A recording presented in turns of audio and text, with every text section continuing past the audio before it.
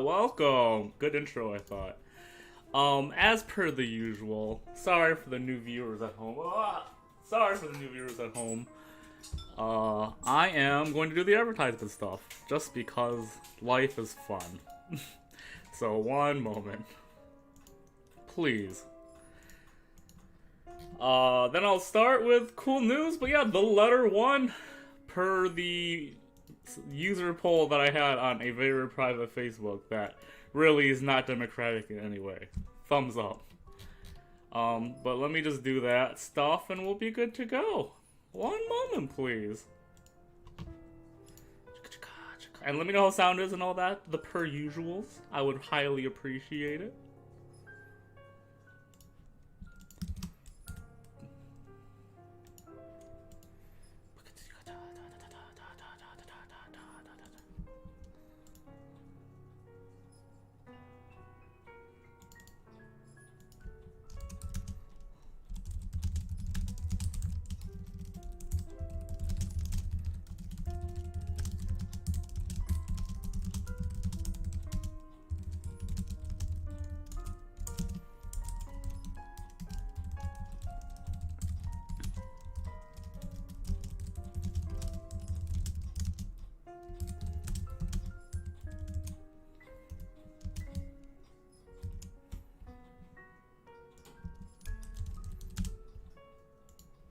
Okay, sorry, I'm here. Oh, what's up, people?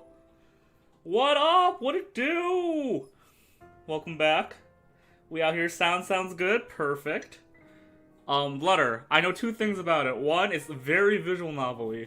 2, decisions matter a lot. 3, it might be fully voiced. I could be wrong on that.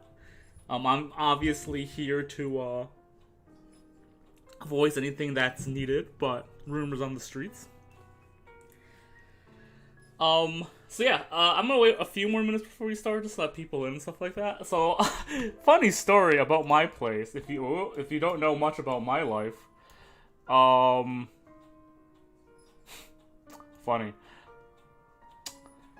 Remove that. If you see this thing over here, pictures. Give me a second, I'm pulling it up, I promise.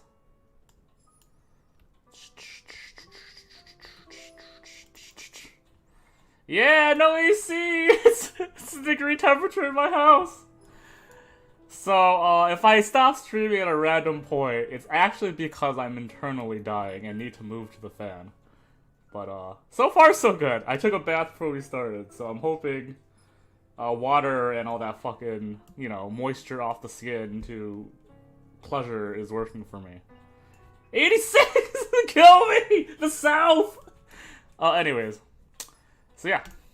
Look forward to me. If I just randomly start making, like, sounds, that's the reason. So, I know we're all excited. So yeah. The letter. We're gonna start in, like, 2 minutes? 1 minute? Put up a camera. I would love to. I would actually love to have like a camera during the entire time I do this stream, like in the corner, so you'll see exactly the temperature as it goes up and down while we play. That would be swell. Maybe I'll set it up next time I can figure it out.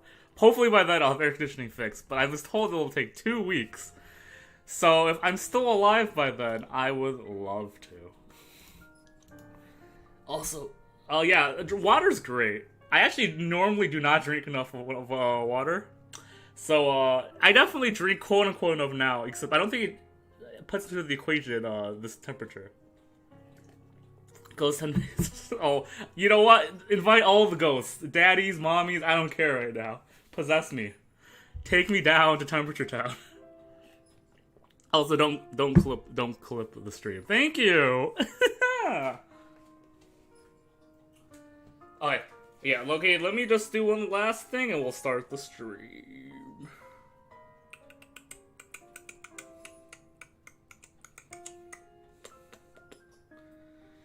You have a small window. Actually, funny story. My window in my room is barricaded by my own design.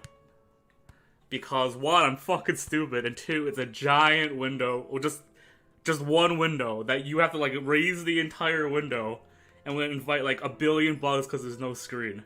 So I figured, why invite any bugs? Let's just keep that thing shut. And yeah, here we are in life. In conclusion, not very smart. Oh, that browser window. That makes more sense. If I can figure it out, oh, can you do a small window like the weather thing for Tampa? Oh, like you want to see the temperature of Tampa? I can pull that up. I'm pretty sure this is not what you're asking me for, though. But I can pull that up. Temperature in Tampa, Florida. Hey, what up? There it is, boys. I know this is exactly not what you're asking for. But, what time is it? It's 7:30, which means it's, this o'clock. This is the temperature. It'll eventually go up, which is great. I want to die. Pull up a small crow window beneath the picture. You mean like a live update of the outside weather? This is exactly what it is? Okay, I got you. Okay. Hold on. I have no idea how I will incorporate this, but this will be great. We're gonna put it right... This is terrible. This is so stupid. AKA, I'm here for this. Perfect. Yes, nice. Okay, as we go, I'll point out random temperature bumps of where we are. We'll keep it... Oh, fuck! Titties. You know what? I'm gonna put it to the side. I know this is what the viewers at home are here for, obviously. Why else would you join the stream? Get to know about Florida weather. You know what? I think I'm just gonna put it to the side for now. Oh, hold on, wait a second. Hold on, I'm gonna be a fucking idiot genius. One sec, I'm sorry, the letter fans. This is truly more important. I'm so sorry. I have to do this. It's what the fans want.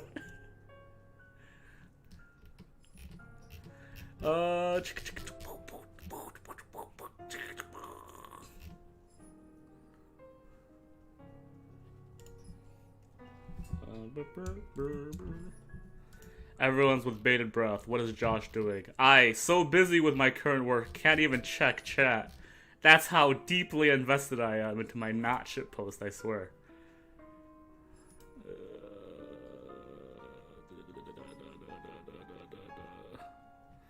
Fuck. I probably left alone now because of how much time I wasted just to do a shit post. I'm still talking to myself, most likely. But I promise you, the end result will not be worth the amount of time this is taking.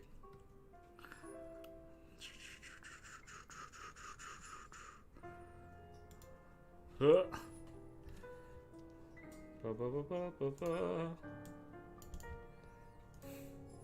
the fuck is paint? Where did everything go? Oh, here. Oh, there we are. I can learn to oh god, I'm so sorry. Ah! I can. Please, Cortana, no! Yo, fuck this. I'm so sorry. Yo, fuck all of this. 89 in NT? Really? Holy shit. How could anyone live like that? Yeah, so my air conditioner is broken, is what I'm trying to say right now, and it's causing me much distress. So I'm hoping horror games will cause me less distress, obviously. Because that's why, you know, why else will we play them? Can I do this? Oops. No, I cannot do that.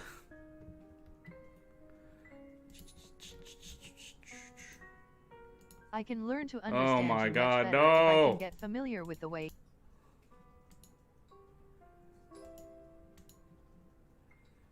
I'm so confused. Okay, fuck it. Fuck it. I was gonna do this cool thing.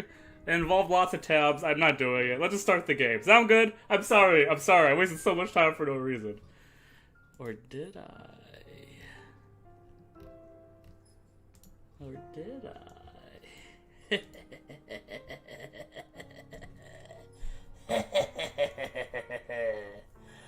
Oh, yes.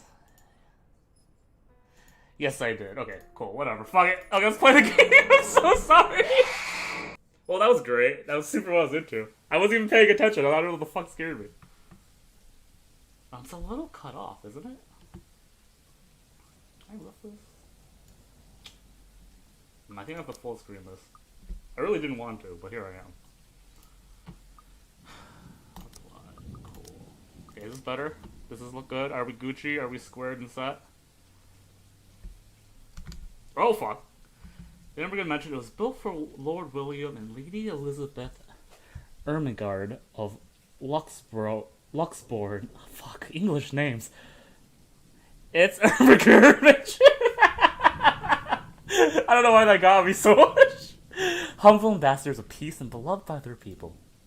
Both were well known for their compassion and generosity, never failing to extend a helping hand to anyone in need. However, the scenes of joy eventually ended with the good nobles perished at the hands of a great plague. Their riches and legacy were henceforth passed on to their only child, Lady Charlotte Ermengarde. The mansion has stood since the 1620s, a witness to a very long history of joy and pain. After Lady Charlotte committed suicide, the great house was eventually left uninhabited. And that is when it began. And let me know once again if volume is bad. Surrounding villagers spoke of seeing and hearing unearthly things, of cries and howls that filled the nights and hearsay of a mysterious woman roaming the hallowed halls aimlessly. People who dared enter its walls were simply never heard from again. Even after 400 years, these stories remain, much like the house itself.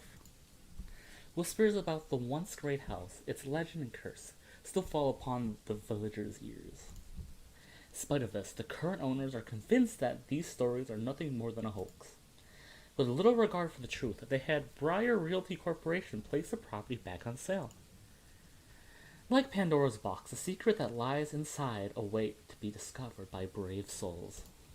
No matter what happens, take care not to be consumed by the curse. Good luck. Isabella! Getting a call from Rose. Hello? Isabella? Are you there? Where are you? Oh my god, I'm not used to playing a voiced game on stream, so... Josh, you could be louder though, your voice track. I cannot see the chat up to 100%. Give me a second. Boom. Okay, hold on, let me fix that up a bit before I proceed.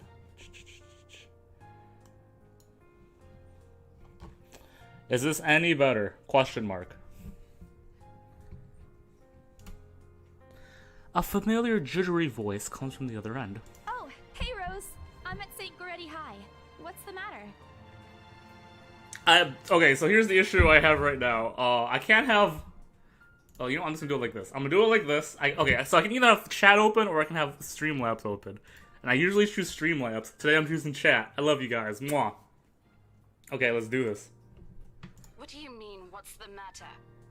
It's the mansion, silly. I'm here and you're late. Jeez, we're on shift together. You promised. Oh my god, please don't tell me you forgot. You were planning on leaving me to check this place out on my own, weren't you? You chickened out. Calm down. You know I take my promises seriously. I'd like to believe that. So hurry up and get here. This place is huge. A bit too quiet since no one's lived here since, like, forever, but beautiful nonetheless.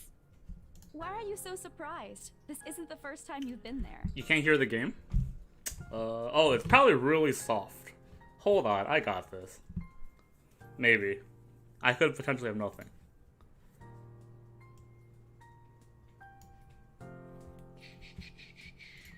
Okay, let's go... that, and then with the sound, and voice is up a little bit. Sound effects a little bit higher. Okay, let's give this a try. Let me know if that's any better. You know, we're still... I can't get... Aww. Okay, we're gonna give this a try. If not, I'll fix something up, don't worry. You know, I might turn down the background music actually a little bit. Cool. Bam, bam, bam. Okay, let's once again tell me about sound. Let's get this all squared off so the rest of the stream is good. I know. I just wish I could live in a place like this. It really takes my breath away. Yeah, well, I wouldn't be so sure about that. Not after the rumors that say it's haunted. Jeez, never mind those rumors. Ghosts aren't real after all. Dun dun dun. And even if they are, which they are not, they can't do anything. You know what? Me in 5 minutes is actually pretty good.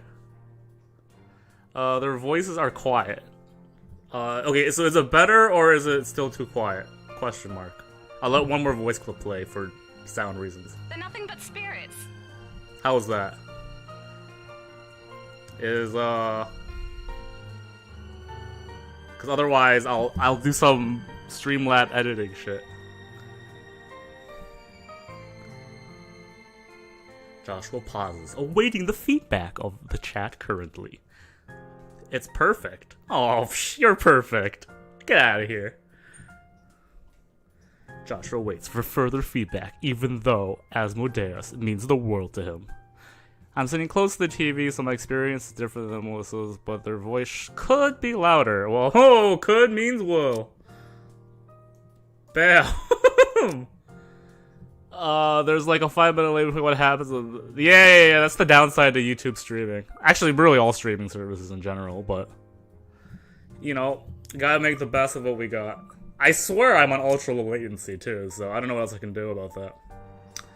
You know, I'm gonna keep letting it run with these settings and just spam chat. I can't hear anything. If you can hear anything, cool. Let's go. You don't know that. They might be listening or watching right now, and they might not be happy with you enough to curse you. No offense, sweetie, but that's a bit of a stretch. Believe it or not, it's better to be careful. Right. You know, not every property we sell will end up with a dead body stuffed in a sofa. And I think that mansion is where we'll likely find another one. I can feel it. Sweaty. I don't get it. Whatever. That was one time, Isabella. Loosen up. That's one time's a Wait, lot. just get here ASAP, please. I'm getting bored being here on my own. Fine, fine. Let me just finish up here. I'll be right there soon. Oh, my bad. Does Rose have green hair, or is it just the shading of the thing? Okay, see you. Bye. She hangs up before I can respond. I should probably give her a normal voice. Rose, still charming as ever. Who was that? I look up from my phone to see Rebecca. Becca, giving me a questioning look. Oh, that? It's just Rose. When people are like, listen, you're She does have green hair. What? That's cray. Holy shit. Looks teal. It could be teal. I'll put it in the greenish teal. As long as she doesn't have like brown hair and the screen is tinted or something. I just wanted to confirm that. The one who trained you. Wait, why didn't I read the entire line? The one who trained you for your job back when you started? You're working together again? Maybe I double clicked, I don't know. This game may not be Japanese. It's like, is it Indonesian? Malaysian? Something like that. It's Asian in some way. Just for this property. We've been scoping out that big mansion down Anselm Village after the renovations. Yeah, it's pretty English voice actors. Today's sort of its grand opening to the public. The RC wants to give it one last check before we let potential buyers tour it this afternoon. I mean, you can tell it's Weeby because it's a career day. Psh, who has a day about careers? Get out of here. Hold on. Is this the same mansion you've been telling everyone about? Wait, that's not the line? That's not the line? Whatever. Didn't you keep saying how it just gave you the creeps? But that's the line! Ah! You actually went there? And you're going back? By the way, doesn't she kind of have like a fucking Naruto headband that looks like Sakura? Never mind. Ignore what I said. Well, I did promise Rose I wouldn't ditch her. And besides, a job is a job. Gotta do what you gotta do to make a living. Ain't that the truth? As soon as my words leave my mouth, Becca lets out a soft chuckle. What's so funny? Yeah, their mouth. Well, our mouth doesn't move.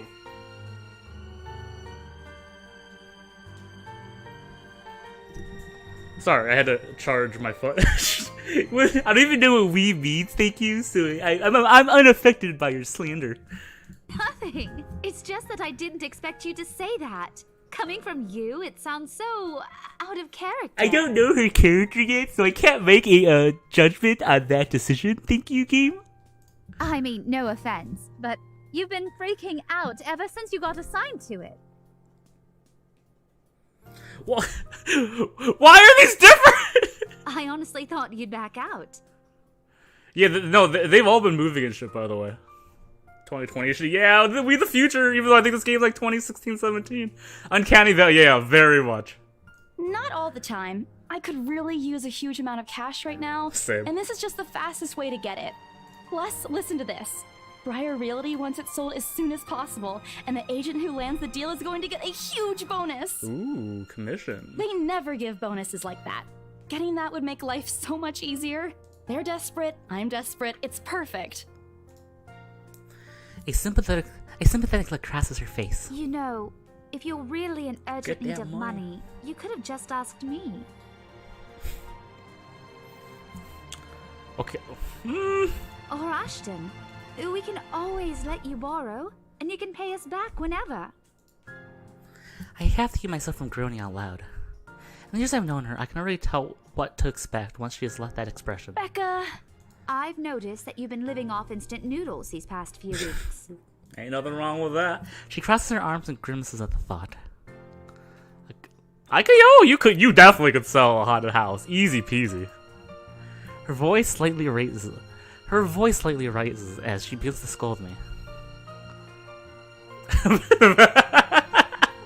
You know what? Preach. Tell him. Instantly, I'm reminded why Becca excelled at teaching boisterous teenagers. Stop eating junk. They're cheap, but they're not good for you. You'll definitely end up in the hospital if you keep at it. Oh, it's our first decision! Oh, shit! Okay, so... I'm gonna try this, even though there's a huge amount of latency, apparently. Let me actually just check real fast. Yup, nope, it's, I fucked that up. Boom. So, I'm going to vote, and I'm going to wait a few seconds for chat to just post what you think is best. And then if it's overwhelmingly one thing, I might be swayed. Otherwise, I'll just do what I want. So, I'm not gonna say what I want right now. I'm gonna wait for chat to post a bit, and then I'll choose. Seconds are passing as we speak. The timer starts now. Post what you think is best. Chat doesn't always win. I'm right sometimes. Okay, yep, we're all in agreement, chat. Fuck yeah, I eat other things too is what I was gonna pick. Hey! I eat other things too. Oh shit. Oh fuck. Oh, this is gonna be so good. I'm so excited. Okay. Can I just confess with you guys? We're like, 30 minutes into the chat, so no normal viewers will watch this part. So sometimes I have like a guide up for a game so I don't get lost. I never have it up to see what's going on, but like I have it so if I'm stuck on a puzzle, I won't be stuck on a puzzle for 3 hours. And unfortunately, these guides have like the true endings like laid out sometimes. They don't tell me that, so I don't really have like a choice to make a decision. No guides this time because I'm pretty sure there's no gameplay. It's just you, me, the game, our decisions. People die. Oh well, it happens. Let go. Oh, I'm so excited. Shocking confession. Don't tell anyone. Don't clip it. Hell yeah. Let go. Let me close Facebook. Okay, cool. I don't think there's been any Facebook pings, but I don't know. So yeah. So you, me, the chat being you, the me being me. Let's do this. Let's kill people. Let's have everyone saved. Fuck yeah. I fold my arms across my chest, mimicking my posture and giving her the best frown I can muster. The same one I'd use with my younger siblings when they're being difficult. I haven't called my mom in a while. Thank you, guys. I should probably do that. Instead, she raises an eyebrow at me. That's not going to work on me. And I saw it when you were cleaning your flat last week. Oh, quick thing. I don't think anyone actually in chat has beaten the letter yet. But if for some reason you have, like, super intensive knowledge of the letter, maybe don't vote. You're obviously still welcomed. I want y'all to, like, have fun and blah, blah, blah. Just don't, like, sway me to the right decisions unless... I'm naturally perfect, so I'll be swayed to the right decisions, obviously. So I know that won't be an issue, but, we're good. call your mom. We donate enough. Oh yeah, on that topic, by the way, for donations, please don't donate to me. I'm okay right now. Donate to charities. You know, Black Lives Matter charities, those are pretty good. Horror game stream charities, also really good too. I can post them around, but you know, you guys are cop. Don't donate to me. I don't need the money. Donate to good game developers and good causes. That's all I ask. I'm not beaten, and honestly, I have no idea if my specific character. Yo, was it carry? Was not targeted to you? I just want it just in case someone like outside of this video posts on my thing saying like, "Yo, you should do this in the letter," and I'll be like, "Come on, please don't post that." But we're good. She's mad about what we eat. Then maybe she should give us money. She did offer to let us money. Counter defense. The instant noodle cups outnumber everything else. Damn. You're just exaggerating. Did you even see what's in my cupboard yet? I'm not just living on instant noodles alone. I've got canned beans, Nice, peas, nice, tuna, nice, ham, nice. and even hamburgers in there. Becca's wrinkling her nose by the time I get to the end of the small list. She even went a little green on the last one. I would have laughed a little at that if I didn't know it would only lead to more reprimands from her. Aren't those the same ones you won from the grocer's raffle more than a year ago? Oh God. Oh, I sincerely hope you're checking the date stamps on those things before eating them. I don't want a repeat of last year. Yeah, it could be worse. Could be worse.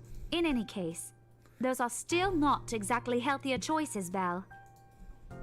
She shakes her head, possibly laughing at some funny distant memory. When she looks up, I immediately brace myself. More words from her. Sometimes it's better to let Becca talk until she's out of things to say. But when she turns her attention back to me, it's only warmth in her smile. What am I going to do with you? Beans are good for over a year. Fuck yeah. Plus, you know, we got instant noodles. Hell yeah. She says this more to herself than me, her smile shifting to something kinder, even motherly, if I'm looking for the exact word. I hope you know that it's impossible not to worry about you when you're like this. You don't have to keep eating the same thing. I'm not gonna lie, from a distance, I thought you said this girl is too jiggly. You're so jiggly, and I'm like, whoa. But yeah, she's pretty judgy. Didn't I tell you before? You're always free to reheat my leftovers. She's... Yeah, I'm gonna stop saying that every time it's different.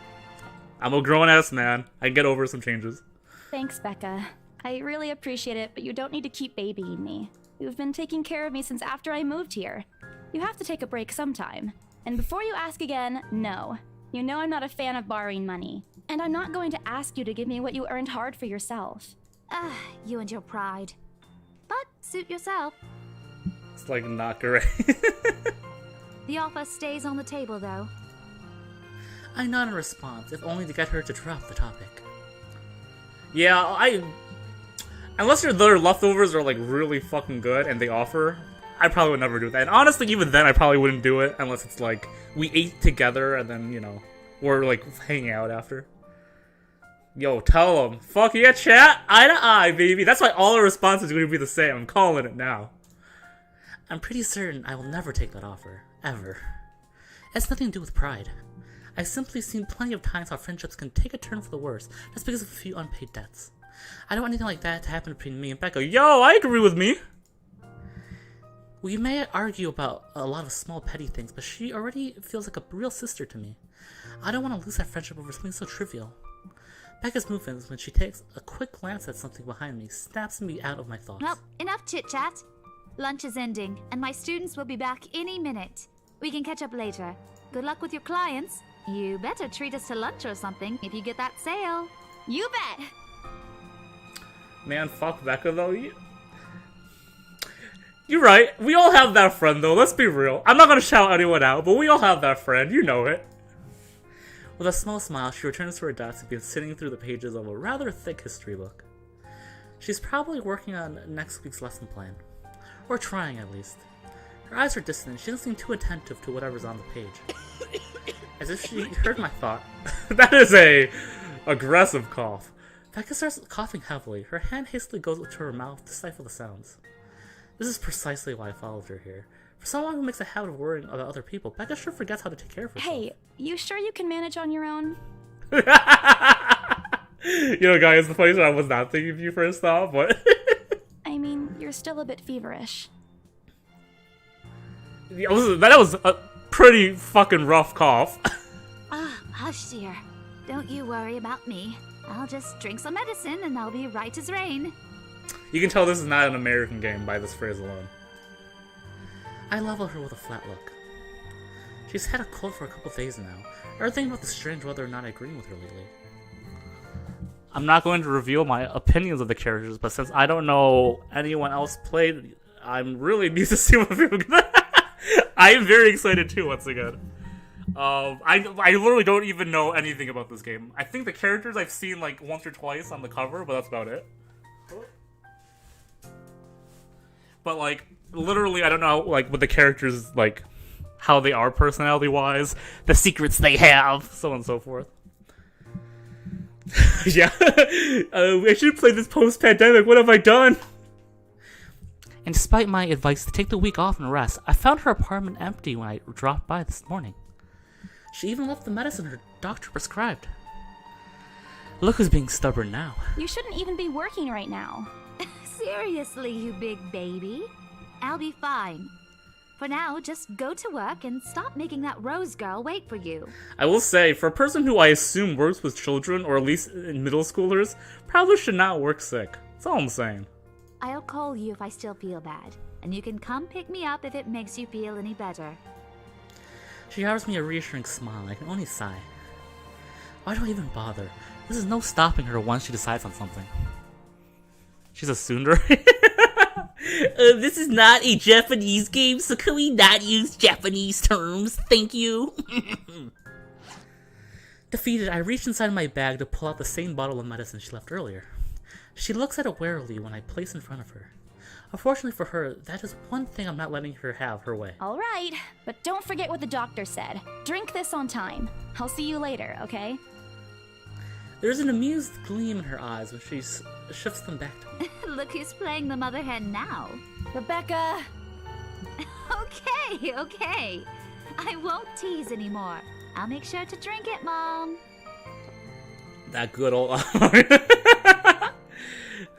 Yo, give me some of that red drink, please. Come on, John.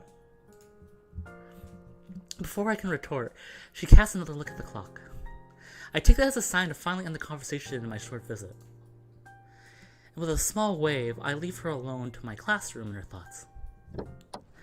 Oh, by the way, whoa, shit, John's in a chat? I just realized that, holy fuck. Welcome back, John, long time no see. I hail a passing taxi to take me to the property as soon as I leave the school grounds. Why would I drive her home if I'm getting a taxi? Never mind. The mansion is at some ways out in the countryside, and I don't have trouble giving the driver directions. I've heard this music before. Is it from this game, or is this free music? I don't know. Oh, she! Apparently everyone in Luxembourg City knows it, including every bit of rumors surrounding the place. In fact, just the mention of its name is enough for locals to give you cautious, sidelong glances. I learned that the hard way the first time I commuted there, and it only boosted my belief that there's something more to the house. Even the news of it being renovated and placed back on the market was quite a stir.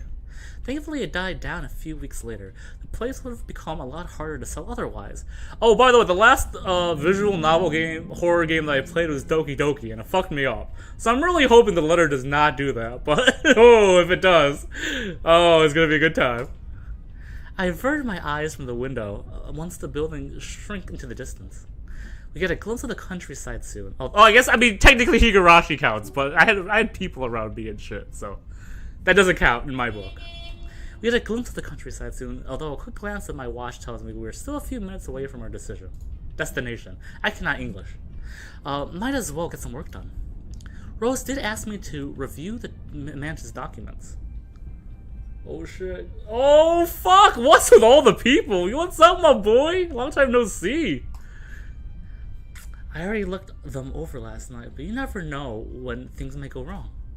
Life has ways of messing things up like that.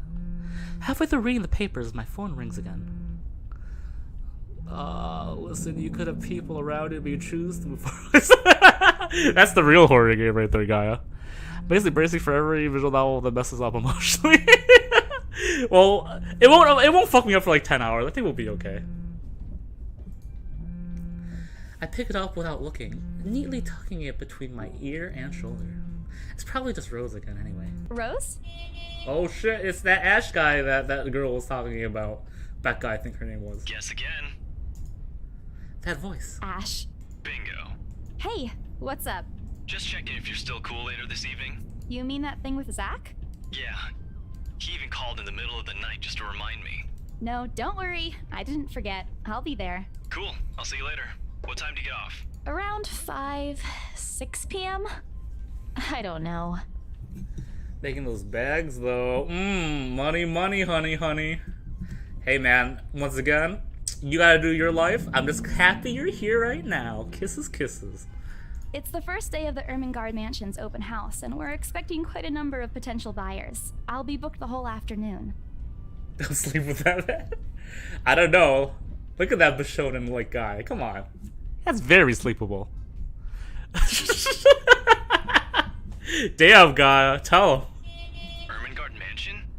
You know, the big Jacobean mansion at Anselm Village. I'm on my way there right now, actually. There's no way this game is English. Look at that. Who fucking uses this word? On your own? High five. Yeah, well, Rose is already there, but yeah. I see. Looks like the scaredy cat finally toughened up. Shut up! Ash chuckles, and I can't help but roll my eyes upon hearing it. I'll see you later. Drop me a call when you're done.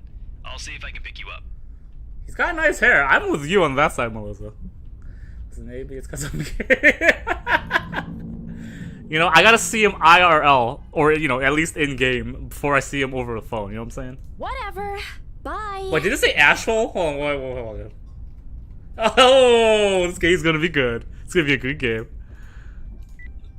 Stupid Ashhole. Always tease me whenever he gets a chance.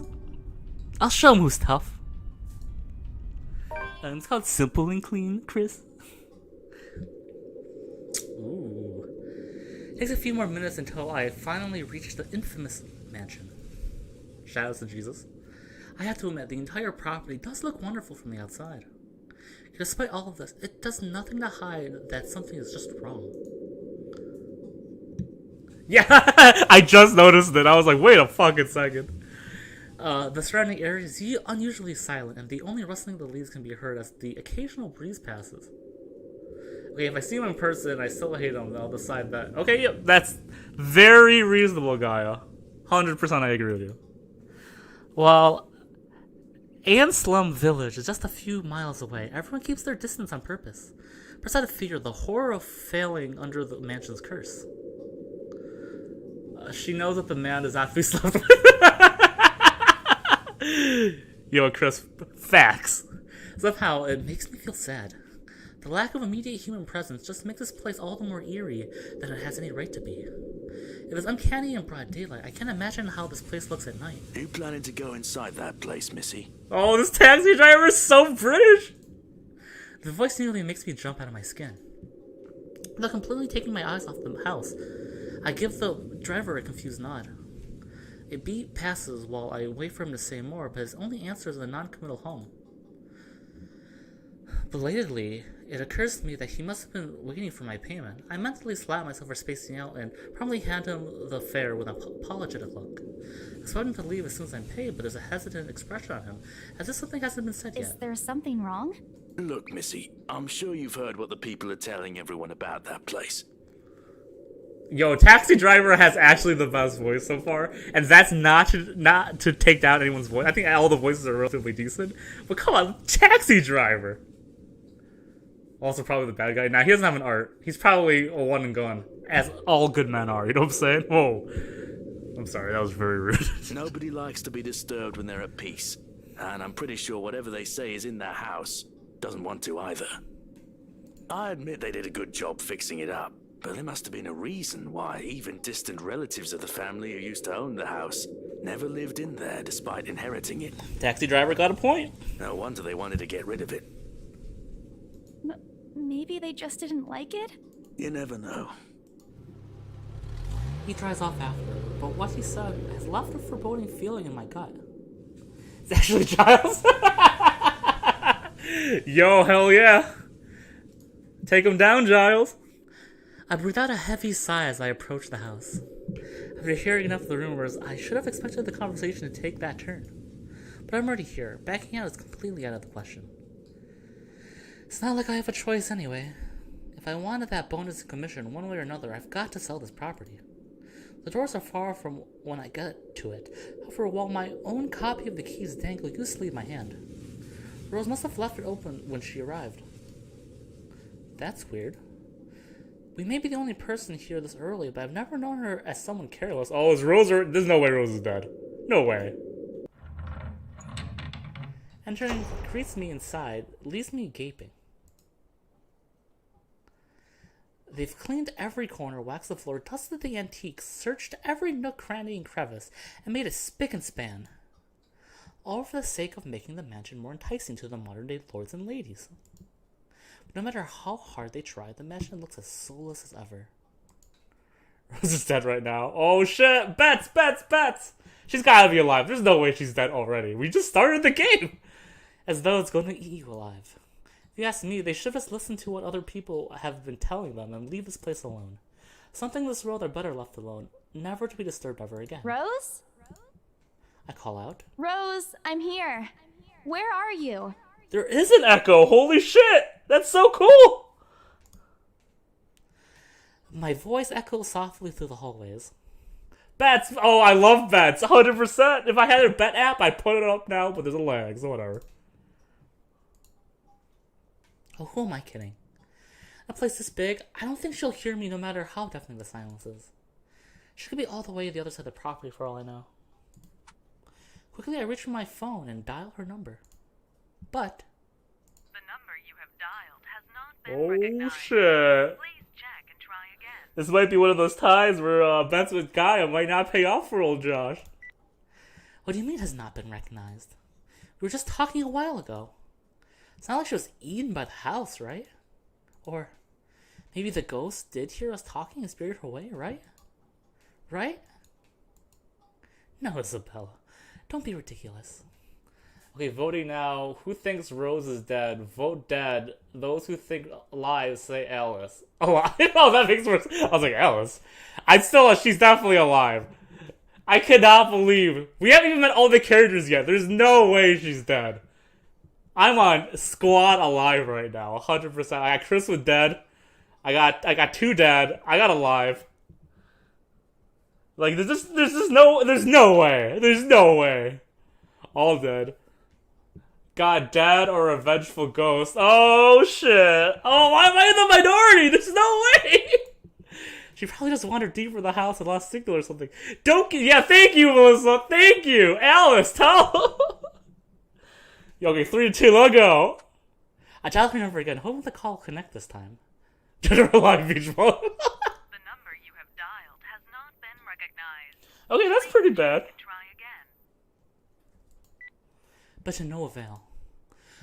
Oh boy, I have a very bad feeling about this. Rose?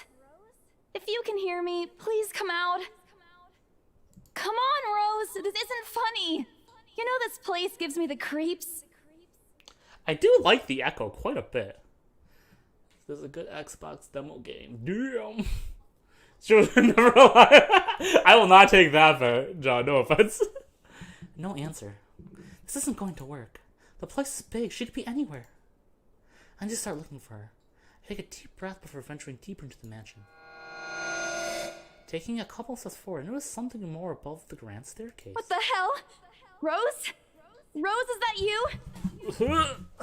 Okay, we're about to find out, but before I do that, I gotta change something real fast. No, we keep that. Sorry, I should not have my headphones at like blurry, because when that inclined, I was like, holy shit, that was loud. Okay, hopefully that doesn't tell me if I fucked up volume sound setting stuff. Not funny. I'm leaving you if you don't come out. It's once again, if she's dead already, this is a fast escalation. Not coming out, huh? Fine, I'm going. Okay, that's a lie. She's my friend. I can't leave until I know she's alright. Growing desperate, I try to contact her number again. Come on, please give me something. Please, Lord? Shout out to Jesus? Oh, they're breaking up? Finally. Hello? Hello? Rose, I'm here at the mansion. Where the hell are you? She doesn't respond. There's also heavy static coming from... Okay, this is actually pretty bad for Team Alive right now. I sincerely hope it doesn't get cut off again before I get an answer from her. We just walked in and she's hanging from the ceiling. Oh, damn. Rose, come on. Where are you? It's scary. A few months pass until the static eventually starts to quiet down. Okay, so... Yo, Team Dead, get fucked! I don't know, it's too early to say. I'm gonna say this line, she's gonna be fucking dead as soon as he gets out. What? The attic? Why? Crap, I got cut off. Man, do I really need to go there? With deep inside the match in the attic, and there's barely any signal there. No wonder I can't contact her. Or she could be, as you guys are saying, dangling from the attic. Oh, this is so bad. Why do I play horror games? But why is she there? Of all places, she just has to go. She has to make me go fetch her in the creepiest place in this room in this place. English is so hard. Shouldn't this to get back at me for being late? She's both dead or alive. What if I just clone? Yo, we need everyone. I can't wait for the prisoner dilemma part. Welcome back, Harrison. Oh, whatever. I'll just go. The sooner I meet up with her, the sooner I'll feel better about being here.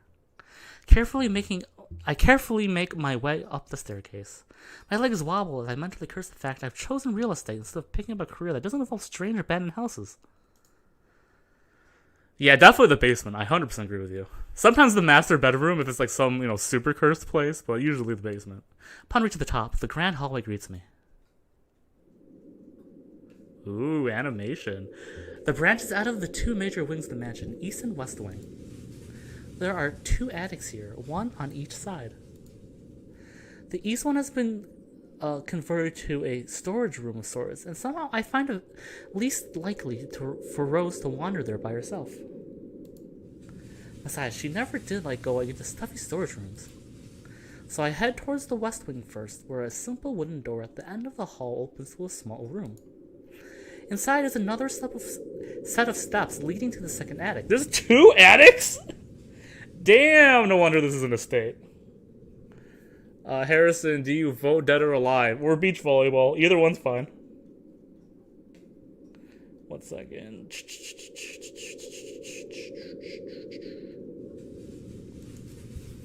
Unlike the grand staircase, though, the stairs of the attic are steep and narrow, made of old stones covered with a thick coating of dust that kicks up in the air with every step. Vote dissidence. Damn, deep. Thank God it's daytime. If it wasn't for the light streaming from the door behind me, I might easily stumble and fall. With how old the place is, there's no light fixtures to illuminate the cramped passage up. Yeah, rich people. I mean, it was the 1600s, so why they didn't bother to add one here when they renovated escapes me. Sheesh, they did it with the rest of the house. Okay, fine. You know what? That's not the 1600s. My bad. Small bedroom welcomes me at the end. It looks exactly as it did the last time I've been here. Why is there weird chanting? There's no need for weird chanting. We're like 10 minutes into the game. Full of dust. I didn't read that line. Odd, I thought they cleaned everything. Did the crew miss this room? Cleanliness is the least of my concerns right now. The more pressing matters arose. She's not here. Was I dreaming when I talked to her a while ago? Did I mishear her? Oh, it could have been a dream. Oh, this is so Doki Doki flashbacks right now. Oh no. After all, the creepy ambiance of this estate is doing such a remarkable job of making sure I stay alert and awake. I'm sure she said she was here. It's always for weird chatting. Oh, we have different hobbies, Carrie. I'll tell you that. Is this a prank? Or maybe that phone call was Rose's last message to me before the curse got to her? Shut up, Light. You can come back now. Brain, you are not helping. Don't make this scarier than it already is. Thank you, Light. I appreciate you. But she's not here. Then where is she? What the hell was that? Check out the truck. I would love to, Chris. That's it. I can't do this anymore. I'm leaving. We must have angered the spirits living here. I knew disturbing this match was a bad idea right from the very start. But nobody listened. Be fucking realistic, they said. They think I'm cuckoo because I believe in curses and ghosts and all that. I'm not gonna lie, saying fucking in an actual game without, like, me adding my commentary took me away for a second. It's gonna be one of those adult games. Cussies! Me and my outlandish backwater country beliefs. I've always strived to be a model employee, but not this time, no. I'm turning back for the sake of my sanity. Briar Realty can find another agent who is more fucking realistic to tour people around this haunted house. Before I leave, I take one last look at the gloomy old room. Just to check. Huh? What's this? Oh shit! My words about Rose's whereabouts must have caused me to miss it when I first entered the room. But there's clearly something on the floor. It looks like a letter. Oh fuck! Oh shit! Oh hell no!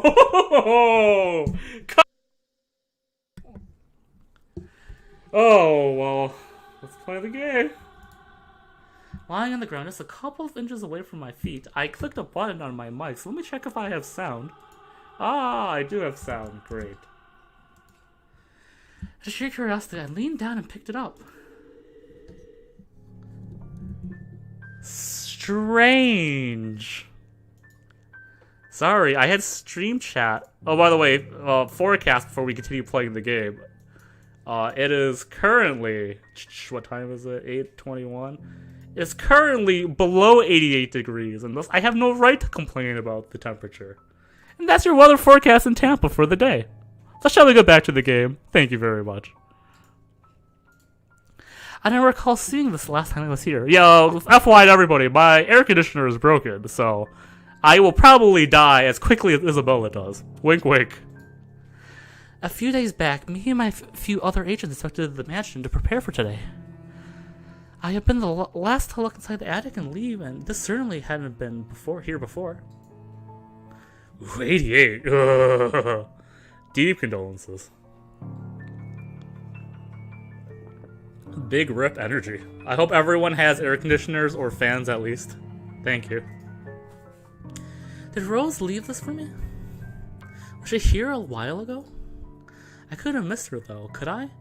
It's only one set of stairs leading to the attic. The letter isn't exactly in pristine condition. In fact, it looks rather ancient.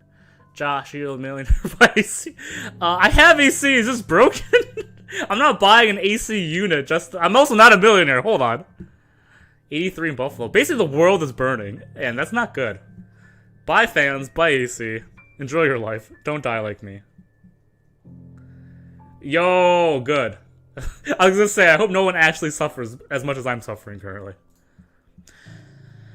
The paper is so thin and rough, I'm worried it'll fall apart, so if I do so...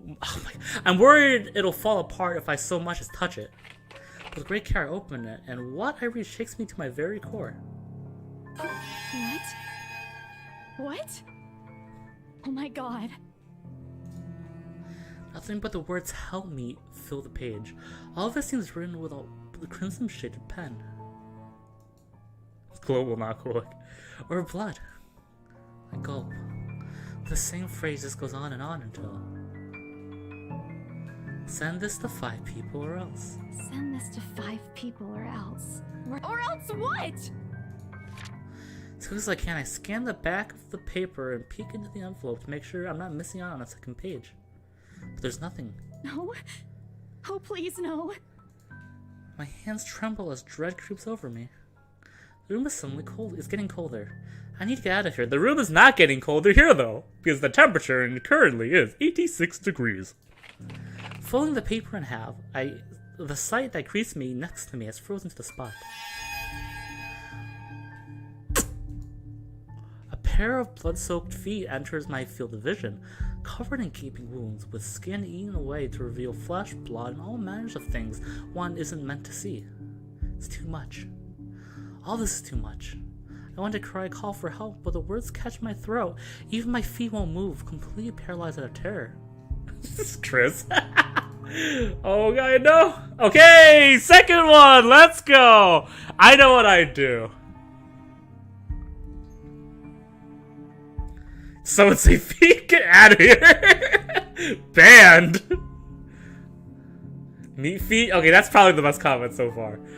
Okay, what will the chat pick now? What will the chat pick now? It doesn't really matter, because I'll go with what I want. Be brave and look up. I gotta vote for Be Brave and Look Up.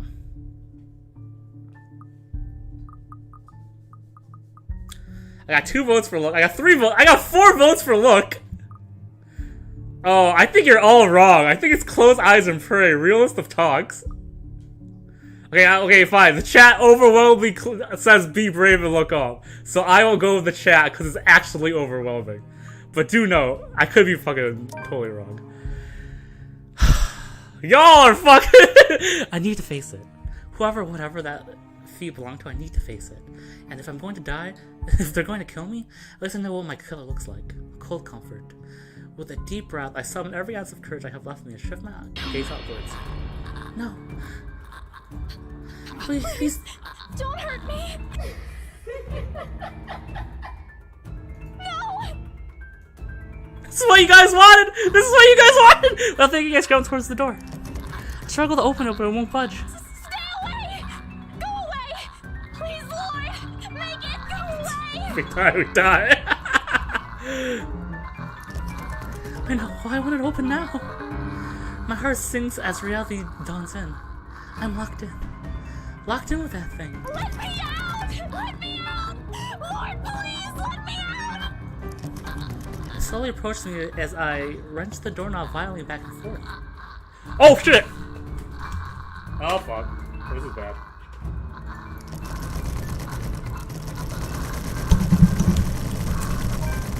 It's gone. I did not know I would need the keyboard. Well, fuck.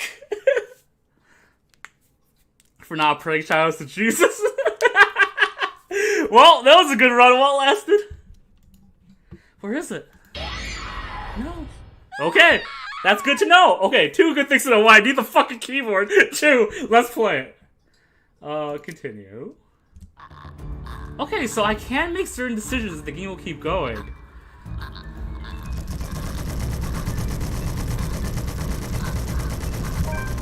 Okay, easy if I know. I was wondering if that was fun. No, it's good. I was like across the... I put the keyboard away so I could be comfortable chilling with the chat. And then I was like, holy shit. So I had to run, grab the keyboard, clicked away. It was great. I was a big fan. I mean, I did it for the achievement, as you guys know. Don't death counter me. Get the fuck out of here. The door finally swings open, and I couldn't have been happier. Wasting no time, I leap out the door and don't look back. My feet pound against the floor in rhythm with loud, fast beating of my heart. So it was become typing of the chat. Damn! My loyal fans. The time I run past the hallway and find myself atop the grand staircase, my chest feels so tight that it looks like it's going to burst. Hi, Jim. Jim, you can leave now. Thanks for coming. It was a real pleasure seeing you again. But we're Gucci. You can go now. Everyone else in chat can stay. You're all fine with me. But bye, Jim. Racing down the staircase, a breathless laugh escapes me, and my shoe slips, and I find myself falling until my back hits the ground, and pain racks my body. I didn't get scared. I had to run and grab the keyboard. This is bullying. Fuck all y'all. My head grows fuzzy, and my vision dims as I fight to stay conscious. No. Go away.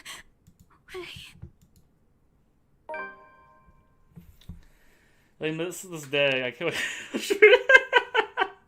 I mean, you only missed like, what, an hour? So you can watch now and then rewatch the first hour. The first 30 minutes of me were just fucking around anyways. Stuff like this on the script. Yo, fuck all of you. All you can eat what was known as my penis. Thank you. This is a feet stream, by the way. If you're into that, you feel free to stay. The last thing I see are those feet before all I know is darkness.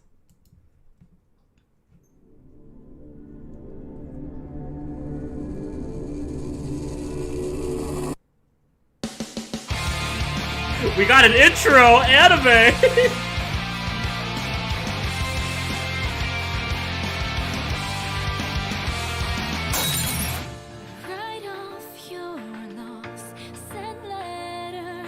Damn. You guys are ruining my anime intro. Thank you. Happy round. You guys are breaking my immersion with your Japanese slang. I really hope this song is not copyrighted, but this could be bad otherwise.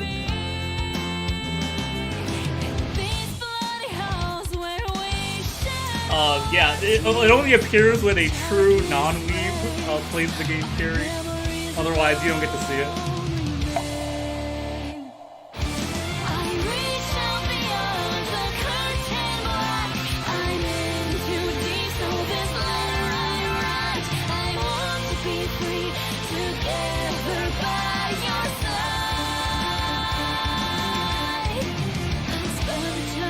Why does Ash have a gun? He's gonna shoot the ghost. By the way, I live for this girl right here.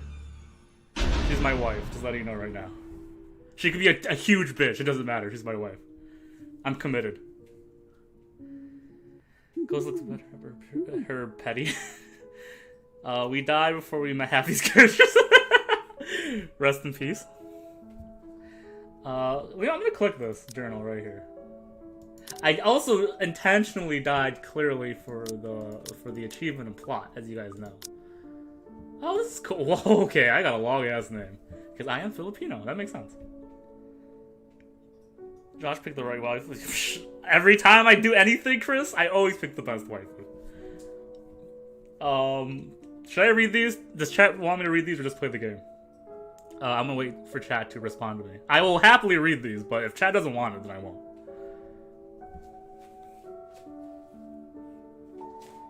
Waits calmly. With passion.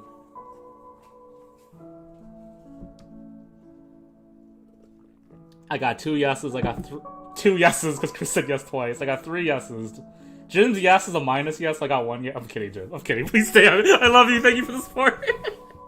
Okay, he said read now though, so maybe the support isn't that great. Fine, I'll just read it. And then if everyone's like, stop reading, I'll stop. Maria Isabella Grace Cruz Santos. I think I said that right. Apologies. I'm very American. Birthday, May 28th, Gemini, 26 years old. Height, 5'2", 158 centimeters. Occupation, estate agent. Nationality, Filipino. Religion, Roman Catholic. Education, fine arts undergrad. I just ignored the 50 middle family. Honestly, it's probably for the best. 100%. Like cinnamon rolls, dogs, food, police, protocol dramas, and comedies, karaoke. I have no idea what this is. She is the 3rd child among 7, daughter of a laundrywoman and a jeepney driver. She went to a public school and was an average student, but took to art easily. Eventually pursued a degree in fine arts as she encouraged by her father. However, when the man is diagnosed with a terminal illness, she had to stop studying to make money. It was Isabella's aunt who helped her work overseas in order to earn more money than any local job could get her. Rose Cooper became her mentor as soon as she started as an agent at BRC. It's been 5 years since she met her neighbor Rebecca. She met Ashton during an unfortunate incident involving her first sale at Devlin Court, and later Zachary through him. Gotta answer a call, I'll be back in a bit. Yo! Come back anytime. I'll catch you up to speed. Just post and chat you're back. I got you. Yeah, basically she has a Netflix account. It's basically all we need to know. Okay. And that is all we will read! Fuck yeah! Okay, good talks. Hell yeah. A buzz breaks the silence. I start to rouse, putting into consciousness against my will. I've never felt this tired before. I never went to sleep, but the insistent buzzing, poking, and prodding isn't letting me. By the way, I'm very mad that we never found out if Rose is dead or alive, so this better be fucking Rose. My old mattress might not be the comfiest of places, but that doesn't make me any more eager to wake up. 5 more minutes, Becca. I swat away what is nudging persistently at my side. Can I just get a few extra minutes of sleep tonight? I promise I'll work hard once I'm up. A hand lightly taps my cheek and something cold suddenly being pressed at the back of my head. The icy sensation slowly spreads through the area, giving me an uncomfortable feeling.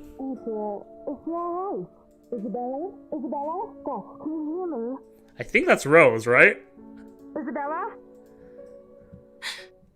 The fog immediately lifts from my mind the moment I recognize the voice and my eyes snap open. Oh shit, it's my wife and this chick. There, looking at me, is Rose. Another woman loiters beside her, but my attention is too focused on my co-agent to even know why there's someone else with her. Rose's posture just screams worry, though she's keeping a straight face, or trying to at least. I can't help but feel bad at making her fret. A wave of dizziness washes over me as soon as I try to get up, forcing me to lie back down again. Luckily, the feeling subsides after a few seconds, until only a mild throbbing somewhere at the back of my head remains. Oh, guess what, Rose is dead, fans? Looks like me and Melissa were a little woker today. We got him! High five! Let's see who got fucked this chat. Better luck next time. We're all dead. This is purgatory. Ooh, that'd be a good theory. With a little assistance from Rose, I push myself upright. She hands me an ice pack and gestures to me to press it when I suspect a small bump has already formed, if the slight ache on the area indicates anything. Okay, have fun, bye. I thought... No, not the bump! Shh! Carrie! Come on! Am I Jim? Get out of here. I got good taste. Thank you. Okay, this is a lot of Jim bashing. I'm sorry, Jim. I love you. Mwah. Alright, Isabella, where are we? As long as we all agree it's not Rose, though I have nothing against Rose. The Ermengarde mansion. Why? Ow, my head. And the date today? October 21st? Rose. Last one. Can you count to 15 in reverse order? 15, 14, 13, 12 teen. No, that's wrong. Why are we doing this? She's just checked if your injury is in any way serious. Her voice is weird. Oh, you're right. My bad. I apologize. Sierra's... It's based on your IQ, actually. So if you have an IQ of like 140, it's because you played 140 Sierra games. Makes sense. This time, I curiously regard the woman standing beside Rose. It's possible to overlook her with the way she towers over us. You thought Rose was already tall. Who is she anyway? One of the remaining cleaning crew? Does she really look like cleaning crew? Come on. I'm 5 and what's a waifu? It's like, you know, just look at like any magazine, you'll find a waifu. But with how premiumly dressed she is, I don't think anyone would want to clean in a suit, an expensive suit at that. The gloves alone must have already cost a fortune. Her eyes slowly shift between me and Rose, considering us with an almost unreadable expression, before finally fixing a sharp gaze on me. I can't help but fold my arms protectively over myself as she does so. She may be far from a cleaning crew, but she certainly looks like our supervisor during the evaluation. Just do it, please. I eyed them both warily, but say everything she had asked. Rose releases a breath of relief once I'm done. You scared me for a moment there. I was about to call for an ambulance. Are you alright? Exacerbation soon places the dull ache. The memory's a little fuzzy, but the attic? No. There was someone, Rose. In the attic. Someone? You mean a client? Oh, that's unlikely. It's probably just one of the cleaning crews. The boss sent a few of them back this morning for some last minute... No, not any of those. I'm not actually sure. Wait, didn't I call you? You said you were in the attic when you answered. That's why I went there in the first place. Both Rose and the lady look at me like I had quite another head. Did I say something else? Did I say something weird? Rose casts an apologetic smile at the woman before the awkward silence stretches on further. It's her saleswoman smile, the same one she taught me back when I was still her trainee. I should show this to troublesome clients or just to avoid trouble in general, she advised. It's just the same one she gives me when I've done something particularly absurd that may have caused us to lose a potential sale. They better help me clean my pants. Damn! Well, you know, there were several this morning, Chris, so they'll probably come back, don't worry. Her eyes are serious when she turns back to me. She takes both my shoulders, gently squeezes it, and with as much patience as she muster. As much as I'd love to have gotten at least a heads up of your arrival, I didn't really get a call from you. You know, signal here is absolutely horrendous. I was in the garden earlier and couldn't even make a single call. Isabella, I'm going to ask again. Are you really all right? What happened? I don't know. It's all a bit blurry.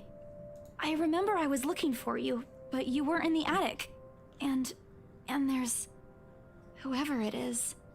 Then I must have tripped on a rug or something on the way down. Oh no. Do you think someone came in while you were out? You left the main door open. We are so going to get into big trouble if something gets stolen, Rose. Perhaps it is a concussion. Her voice does not match what I expect her voice to be. Is it just me? Am I being judgy? Let me know. Are you sure you feel fine? We could still call for an ambulance. I could cover for you. Because Rose's voice is what I expect to be. Becca's was good too. No, I'm fine. I'm okay, Rose. I can work. Isabella's is really good, actually. Wait. Hold your horses, Rose.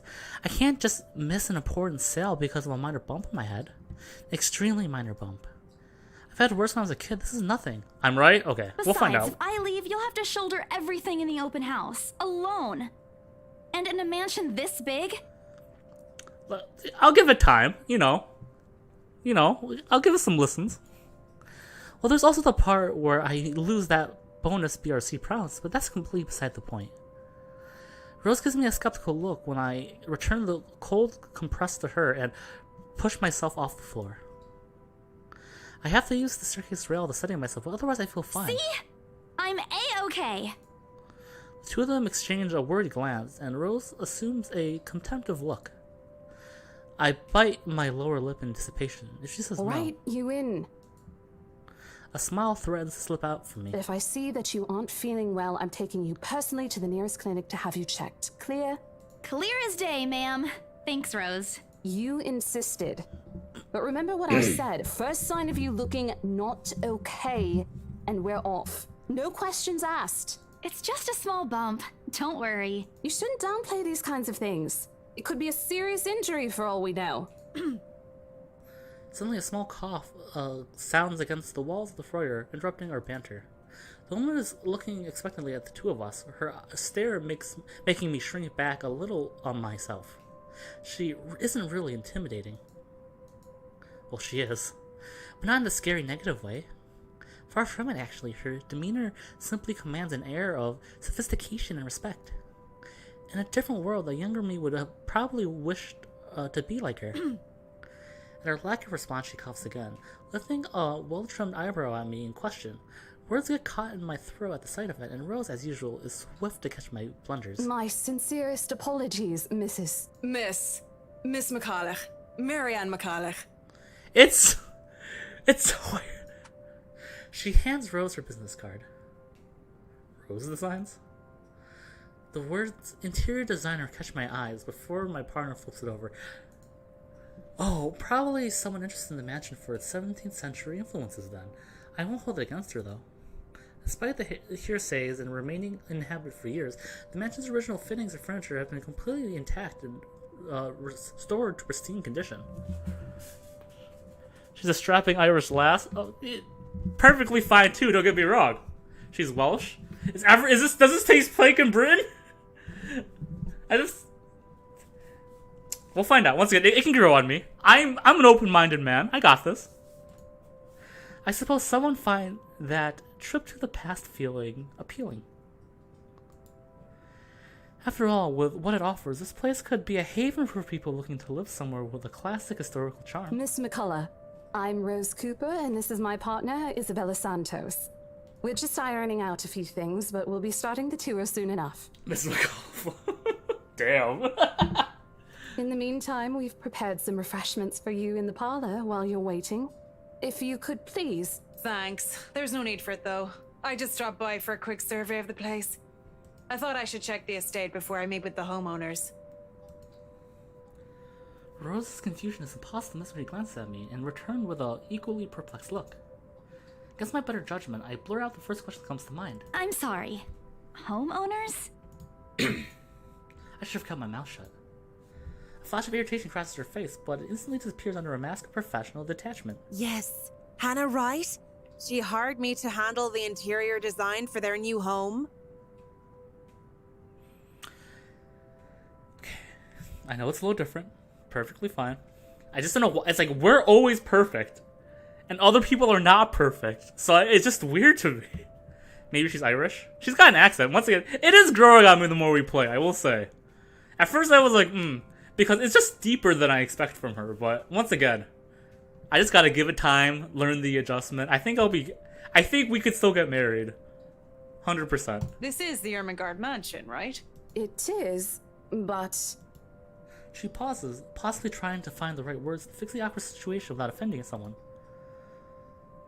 Oh shit. Do we go with answer Karen or do we go with answer human?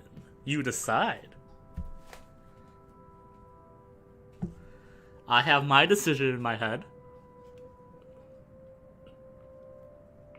I don't need to try, baby. Lying with my pee-pee is all I got in life. Answer human. Choice 2 we got.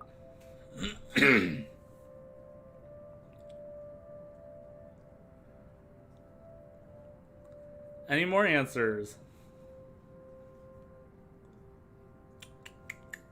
You know what? I'm gonna do this thing while I'm here. Huh. Oh fuck, I forgot that does that when I do that. Ugh, shit. Okay, we will not do my experiment, which was gonna be super cool. I was gonna write the answer to the side, it would have been great, but... Okay, we got 1 human, 1 Karen. This is Baby respond well. I'm gonna wait for 1 more response. And then I'll tell you what my vote is. I'll just go with my vote, because it's not enough. It's not overwhelming enough where I feel super shitty picking the opposite of the group wants. Not that I ever really feel shitty going opposite of the group wants. Cool, okay. I'm gonna go with I don't know. It was my original plan. Sorry, babies. We're sorry, ma'am. We don't really know what's going on here. Ooh, relationship status. Okay, so let's keep this in mind, everybody. Marianne does not like us very much right now. That's fine. Rebecca likes us. That's fine. Rose is not on this list, so she is likely to die. You know what? Me hating on Rose before? I apologize. If it's okay, maybe we can... Aren't you the ones in charge here? How can you not know what's going on here? You see, Miss McCullough, right now the house is... Amazing how she can keep her voice level, yet still convey utter displeasure with it. I've dealt with people acting the opposite before, but if I were the truth, it's much easier to handle clients who talk your ear off when angry. People like her are the hardest to read. Besides me, I show Rose a pleading look. She returns it with a glare before taking the reins from me in an attempt to smooth out the situation. There's a promise in it that I'll be talking about this later. I'm not looking forward to that at all. What can I do? She can handle with this better than me. She knows what might come out of my mouth if I handle this on my own. We're really sorry, ma'am. My partner's probably still a bit winded from her fall. If she's unwell, then she shouldn't be working here right now. She raises a hand to rub the side of my temple as if to shave off the beginnings of a headache. Never mind that. I just want to know what's going on here. I thought my client already owns this house and my services are needed. I was led to believe that this house is already bought by my client and my services are needed for this house's interior design. I guess that's the same thing she said. Perhaps there's been a confusion then. We haven't heard anything from our supervisors regarding a closed deal for this property yet. Oh, we do have supervisors. I thought she was my supervisor. Never mind. In fact, today's only the first day of our open house. If you wish, we can call them and confirm for you. I mean, it's the same message, Carrie. I'm just being an asshole. I gotta stop it. It's part of my wonderful charm, as you know.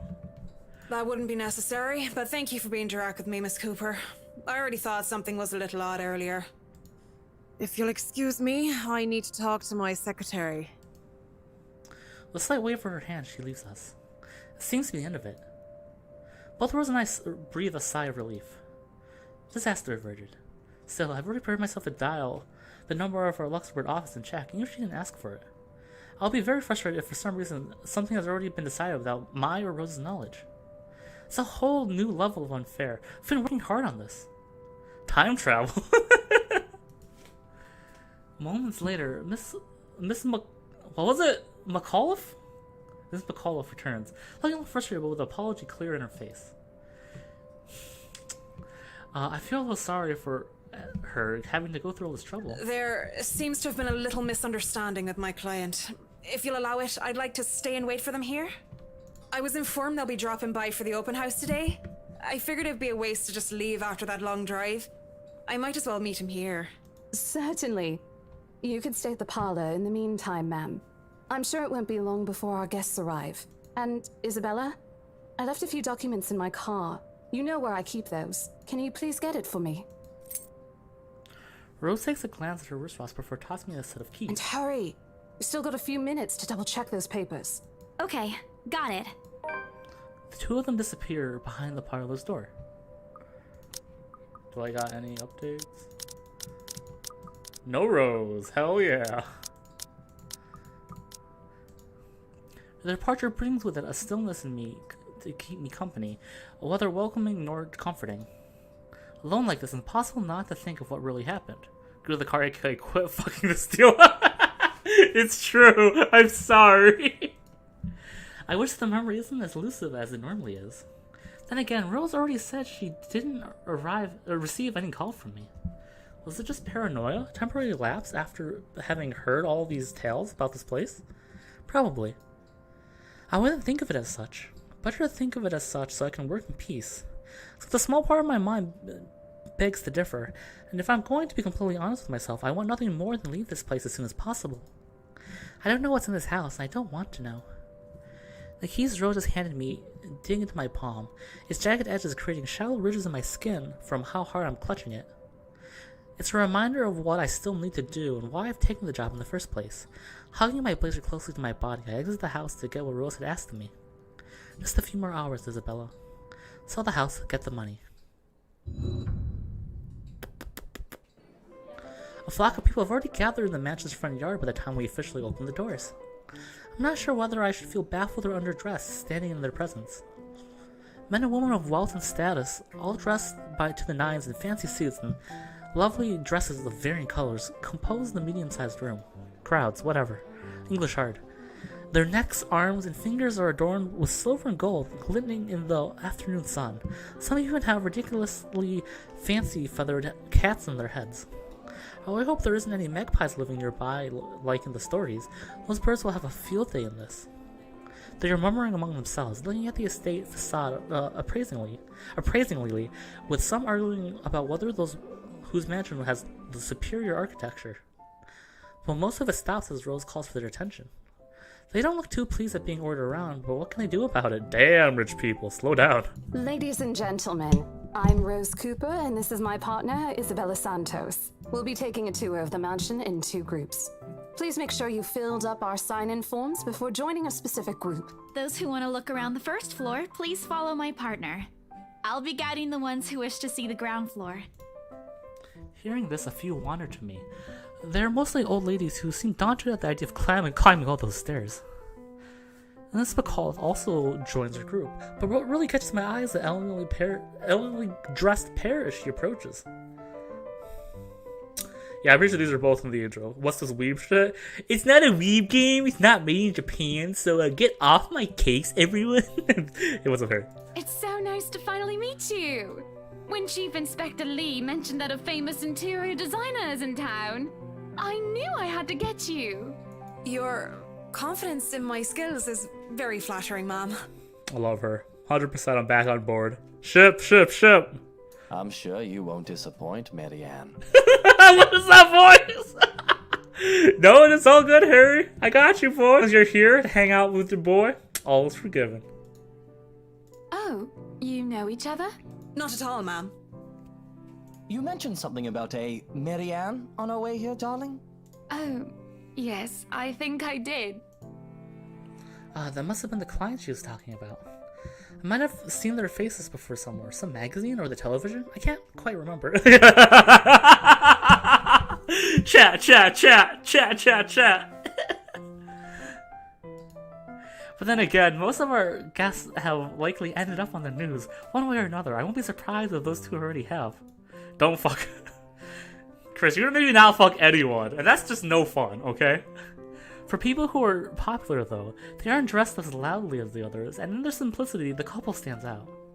The woman in particular is stunning enough to turn the heads of most people in my group, especially the men with wandering eyes. The guy standing beside her doesn't seem to mind though, and if I'm going to be a bit bold with my assumption, I'd say he's basking in the attention. Oh, okay. Both of them, in fact. I think they were brother and sister, but weren't for their public display of affection. I mean, you know, some cultures. The matching rings on their fingers just cement the fact that they are indeed a couple. Whatever. Couple or not, what's important is that we get this deal closed before the current owners can even think of canceling the listing. I just hope one of the people in my or Rose's group is brave and generous enough to buy this mansion. Listen, I'm with Chris. Don't fuck the men we've met so far. We have only met one man so far. We've talked to one over the phone, and we don't know the other guy. I think there's only 3 guys. I don't remember. Fill frame style, baby. Yeah, I know. Harry, come on. These amateurs, am I right?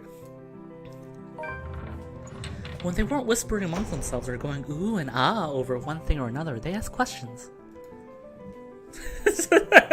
I mean, your statement still stands, guy. I'm not one to deny it. From how the restoration process went to the history of the place, I answered them all. More than happy to talk about the art pieces and architecture mostly. Sorry, I heard voice in the background. I realized it was the people. However, I'm careful not to mention anything about the urban legend.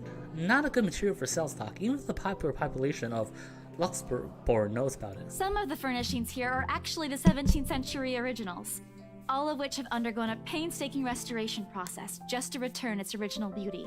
Even the glass thing. Colorful ones. Oh, I don't know, but you get the idea, I hope. Especially that one, ma'am.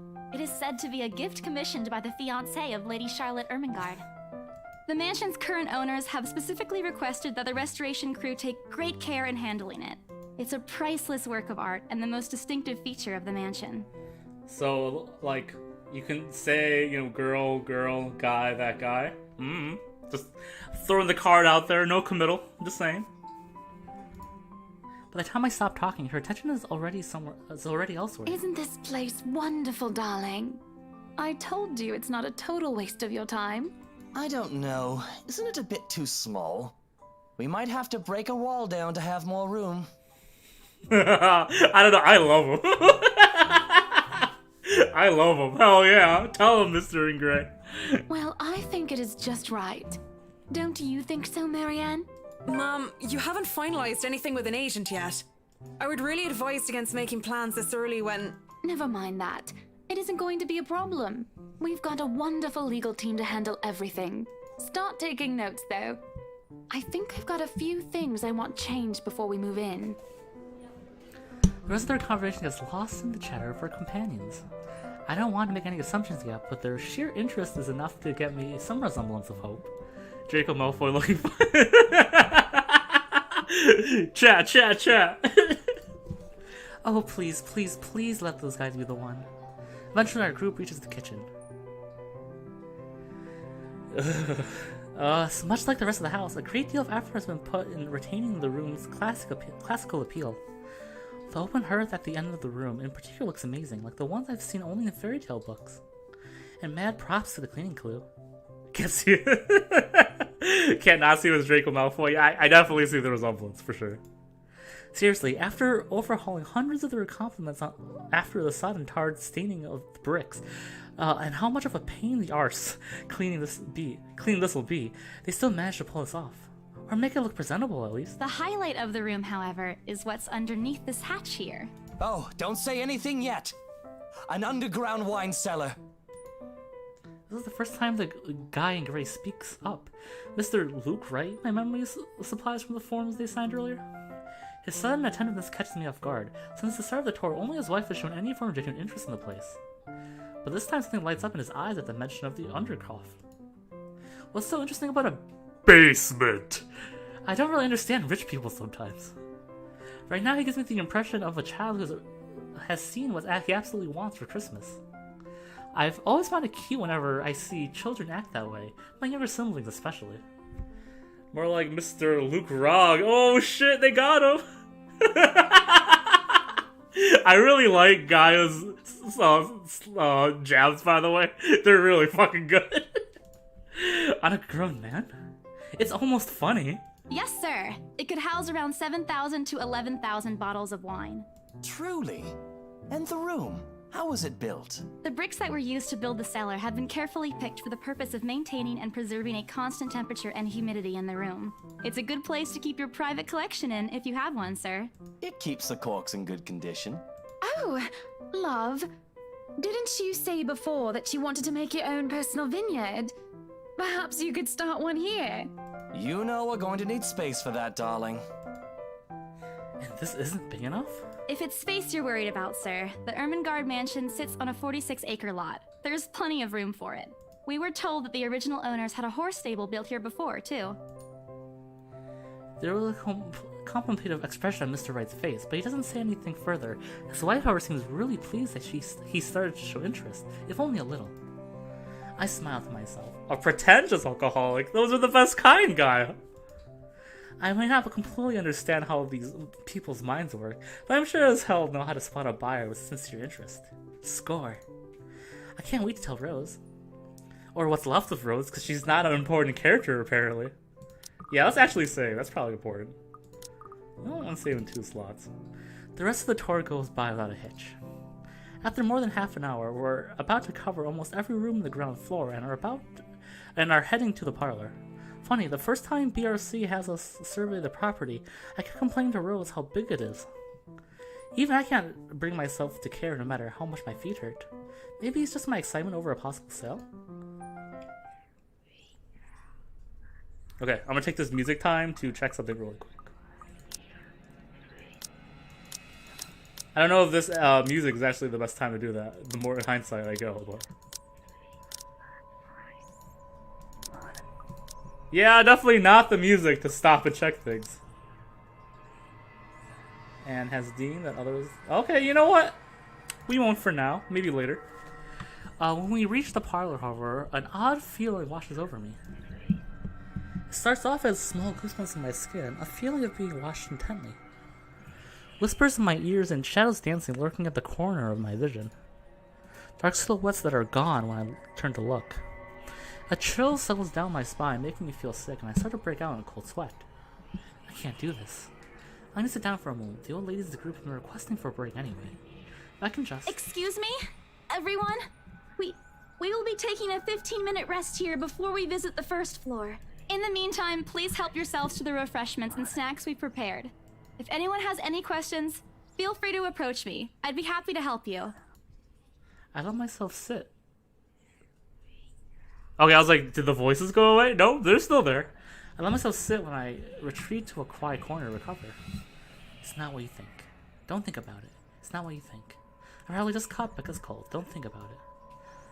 I left alone for a good while. The same words spill out of my lips in a silent prayer, until a hand taps my shoulder. Hello, you there? Ma'am, right. See, she's such an angel that the whispers go away. And what's an angel without her beloved insert male angel, who's also just an angel? Fuck. Okay, there was probably a better analogy. Never mind. Yes, ma'am? Oh, look at you. Having to show a group around a mansion this big must be exhausting. Not a problem, ma'am. I'm just doing my job. What a hard worker. Anyway, Isabel, right? Isabella, actually. But yes, what can I help you with, ma'am, right? Please, just Hana. Call me Hana. I just wanted to ask, how soon are we able to move in? My brain completely stops. The sick feeling plaguing is suddenly gone, replaced by utter bewilderment. What's an angel without her stupid, pretentious... his name is Lucifer, thank you. Is this a joke? She looks at me expectantly as I struggle to come up with an answer. Wait, ma'am, you see, but we haven't even negotiated a price yet, ma'am. We haven't even finished touring the rest of the mansion. A sale would be great and all, but... She stops me from speaking any further and puts a hand on my shoulder. For a moment, with her tight smile, she looks as if she tasted a particularly sour lemon. Oh, please, sweetie, don't insult me. Money is not a problem. Lucifer's Lucifer's actually good though, so... And, just between you and me, this place is better off with us than with some old lady who'll probably just fill it up with cats. Oh, shit. She said it. Oh, I'm so glad Melissa's gone. Oh, shit. I personally don't think there's anything wrong with having cats here, Ma'am Hana. I'm sure there's more than enough space here if you want pets. Perhaps I'm not feeling rather well, but really, what's wrong with cats? More importantly, why did you talk about moving in already? Well, I'm more of a dog person. So this would be grateful, I guess. There's many games based on that premise, actually. Gaia would know. But you see, this is going to be a gift to my darling. It's going to be our anniversary soon. So many places to hide. Woohoo! And it would be so wonderful if you can secure its purchase for us. Why, I can even offer something extra if you help us out with the paperwork. We actually have a process for this, ma'am. I don't really think that would be necessary or appropriate. And just what are you two lovely ladies talking about here? Leaving me and our lovely interior designer to talk here by ourselves. What would the people think, darling? Advice? Oh, it's just small talk, love. I was asking if she could help me with the paperwork. I try not to wince when her nails dig into my shoulder. Ooh, shit. Story updated. I can't help but send an imploring look at Miss McCulloch, who only looks away with a sigh. Yeah. I can give you a fact sheet and a form to fill out. She wastes no time taking the page from my hands and shovels through the bunch. Oh man, Rose's gonna be so angry for letting her do that. Wonderful. And Marianne, I'd really love to talk to you about those changes. You took some notes earlier, yes? I did, Mom. But I really hope that this time... Excellent. Hopefully you can help us out too, Isabel. Isabella. Right. Oh, it's shit. A lovely name, Isabel. Oh, no! Oh, no! She's so white. Oh. Just rich people hunting poor people like that movie. Oof. It's Isabella. Yes, that's great. We'll be more than happy to put in a good word to your superiors too, and what's this? Can you not get my wife involved for this? A look of confusion and disgust appears on her face. Turning to her husband, he merely shrugs in reply. That's, an interesting work of art. Not to my taste, though. I'm sorry. Eat the rich people. Darling, Buttercup, art is a complete overstatement for this garbage. It looks like a cheap prop from a D-list horror film. Do not sold. Shush, love. Let the girl do what she pleases with, what do they call this? Oh, forget about it. At the very least, it's not as dreadful as the one art exhibit I was forced to attend last month. You should have seen it, Marianne. Even you would have been appalled.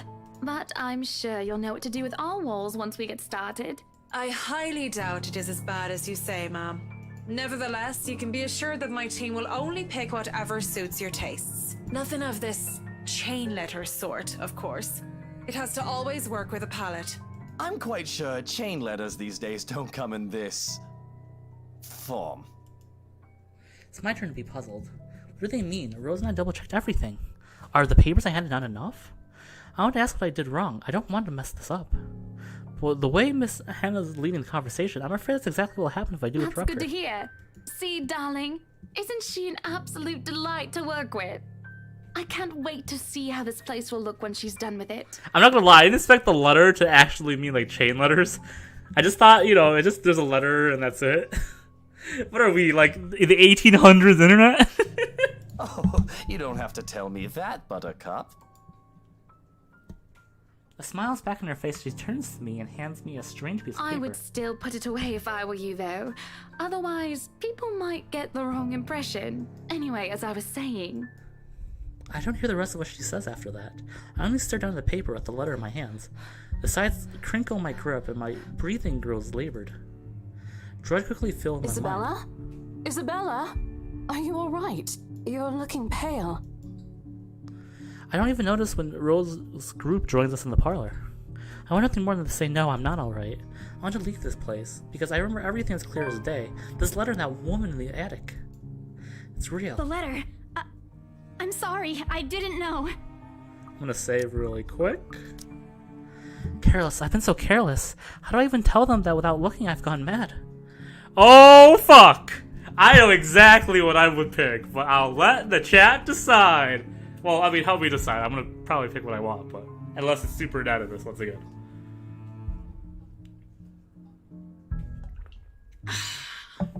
We have got a ladder. We have got a ladder.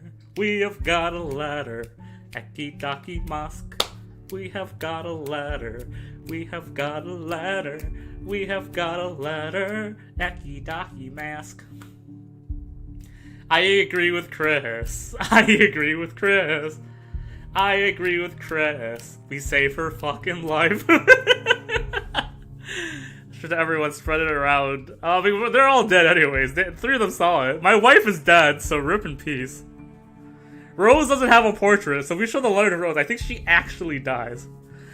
We have got a ladder. Now we're gonna die. Jim, back from the dead, wants to kill a person. So Jim-like. Now show her Rip Rose. Okay, I got 3 for show. I got Chris and... No, I got 4 if we include Harry. Is it like it follows where we are safe? We give to someone? No, it says we have to give to 5 people or else we die, Harry. So Rose would be the 4th if we show it. So what you got for tell her you were the end? Well, she says she didn't say that, John. Okay, is everyone but me and Chris saying show the letter? Because that's what I'm reading right now. And per majority, I really do have to show her the letter. But do know, Chris, that I was on your side, which is very rare, which means we're probably right, but... Oh, why do I stream games? Okay, I'm gonna click it. I'm clicking it so slowly, so if you change your mind, now's your chance. I'm clicking it so slowly, so if you change your mind, now's your chance, chat.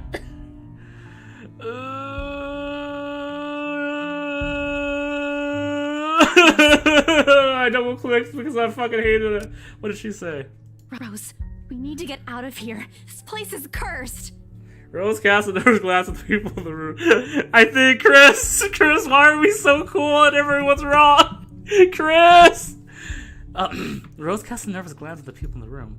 Most are still engaged in conversation with their peers, but those curious enough to turn their heads in our group's direction has given her a trademark saleswoman smile. Solidarity. Show it to her twice. She can't stop at her. A tight expression on her face when she pulls me aside. Isabella, we've already had a conversation about this weeks ago. Those are just stories. And I'm telling you that it's not. I saw something in there. It's not human at all. I thought it was just nothing, but isn't this letter proof enough? She gently reaches out to pluck the paper off my hand. Without even taking a glance at it, she folds it neatly back. Look, I'm really getting worried about you. I know you want to see this open house through, but your condition is more important. Jim, get the fuck out of this chat! Give me a few minutes to wrap things up here, and I'll drive you to the nearest hospital. No! You don't understand! There isn't a condition, Rose. No concussion at all. I'm fine. Isabella's scared sprite looks non-human in those eyes. Yeah, I actually really like it. But this place isn't, and you're being stubborn about it. Now this is the most horror scene we've seen yet, and we saw that scary-ass ghost. Before Rose could open her mouth to retort, a hand lands on both our shoulders, pulling the two of us a distance closer. Now, ladies, what seems to be the problem here? Nothing, sir. I just had to clarify a few things with my colleague. Well, it certainly seems intense. A smile fits the two of you better, in my opinion. Oh, he said it! Oh, he said it! Oh, he said it! There's no ladies in chat right now, but if there were, put a W. Especially darling little Lily here. Lily?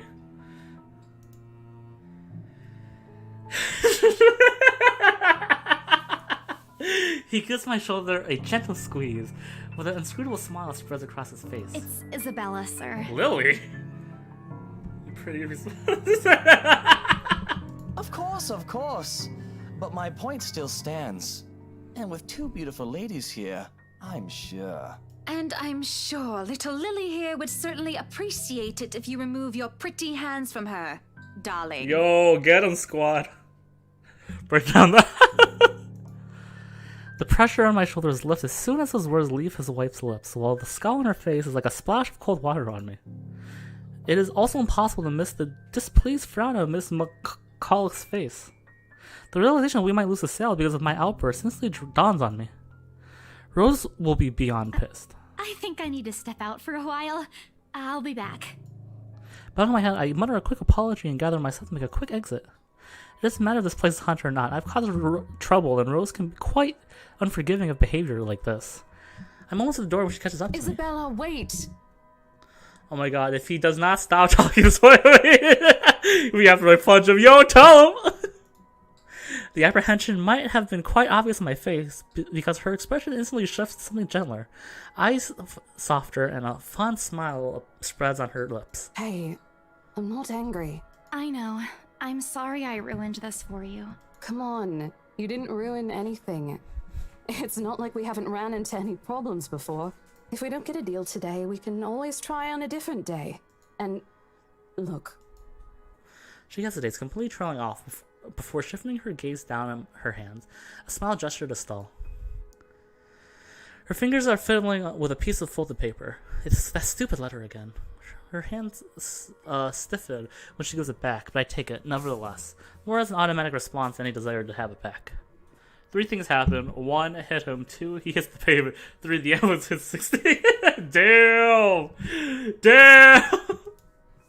I'll throw it away if I can. But I have this nagging feeling one or another, it'll find its way back to me regardless of what I do with it. Rose, this is... You have to let them know about... I know you want us to get this sale so badly. And we've made a lot of plans on how to go about this. I mean, who wouldn't? This is the first time I've been assigned to a property like this. I've sold plenty of houses before, but nothing like what we have here. It's a beautiful house. I'd love to get one of my own if I ever win the lottery. But I think... Look, here's the thing, Isabella. If we are going to do this, work on something, I don't know, this big, I need you in top shape.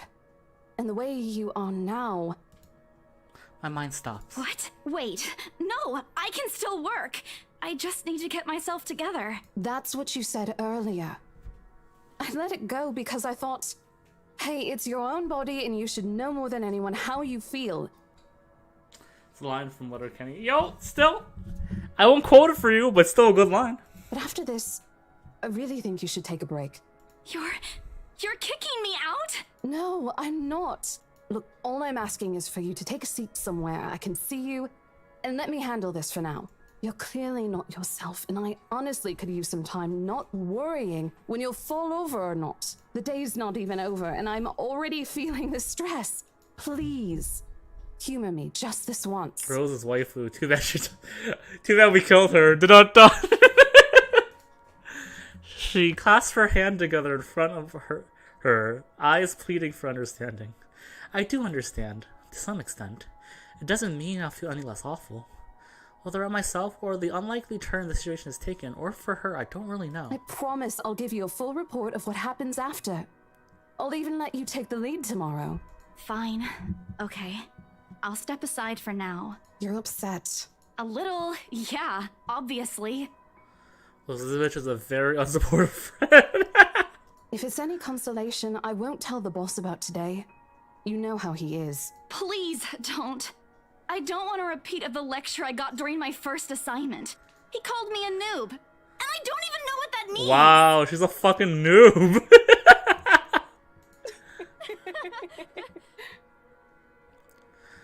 Sorry. At the memory, we both burst into helpless giggles, earning us strange looks from the guests milling about the door. Talking and laughing like this, it's easy to forget any mishaps that happened. Little things you learn to appreciate, I guess. She doesn't even know what the test means. What a noob! So, are we good? It's not still okay with it, but Rose has a point.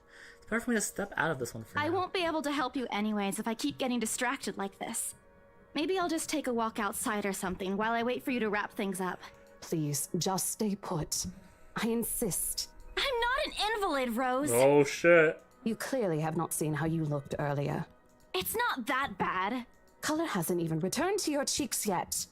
Just stay here, all right? Don't even think of going anywhere.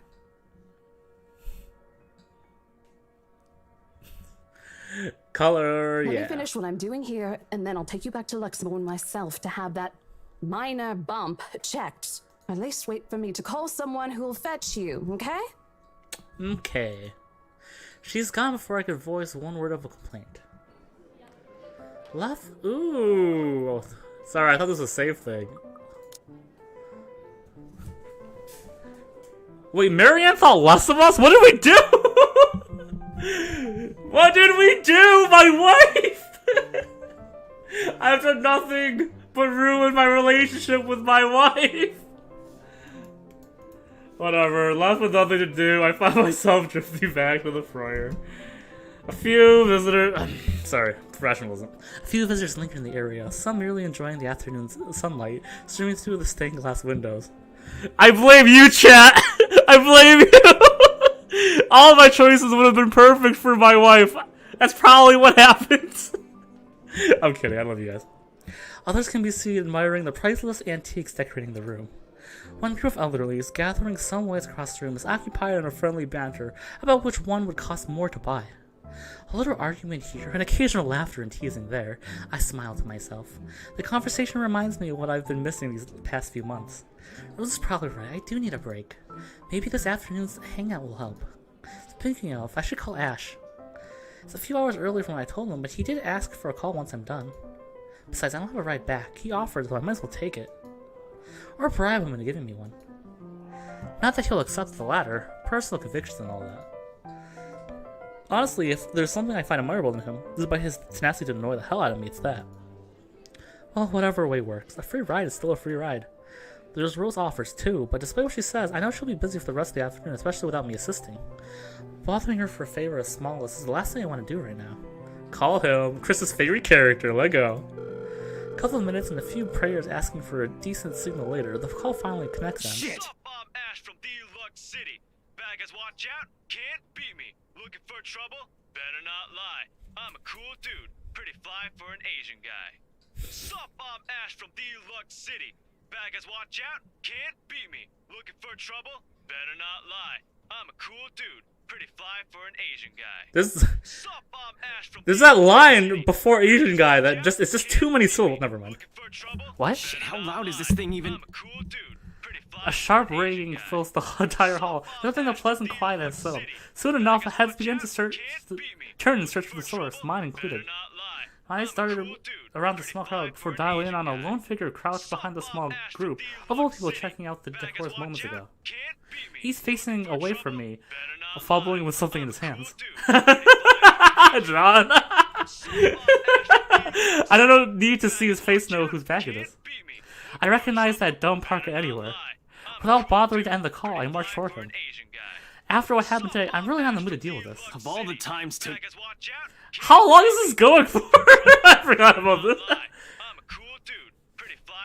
It shouldn't say, it should be, I'm a cool dude. Never mind, it doesn't matter. Ashton Frey! Oh, his hair is cooler in his picture. It's not as cool here. Correct me if I'm wrong, chat. This is my opinion. He's shadowed for Jesus, though, so I forgive him. What happens next is something I'll surely regret later for having not recorded. That was the baby-ass jump scream, whatever. He jumps, lets out an undignified yell, followed by his phone slipping out of his grip. It bounces from one hand to another in his poor attempt to catch it before ultimately falling flat on the floor with a resounding clack.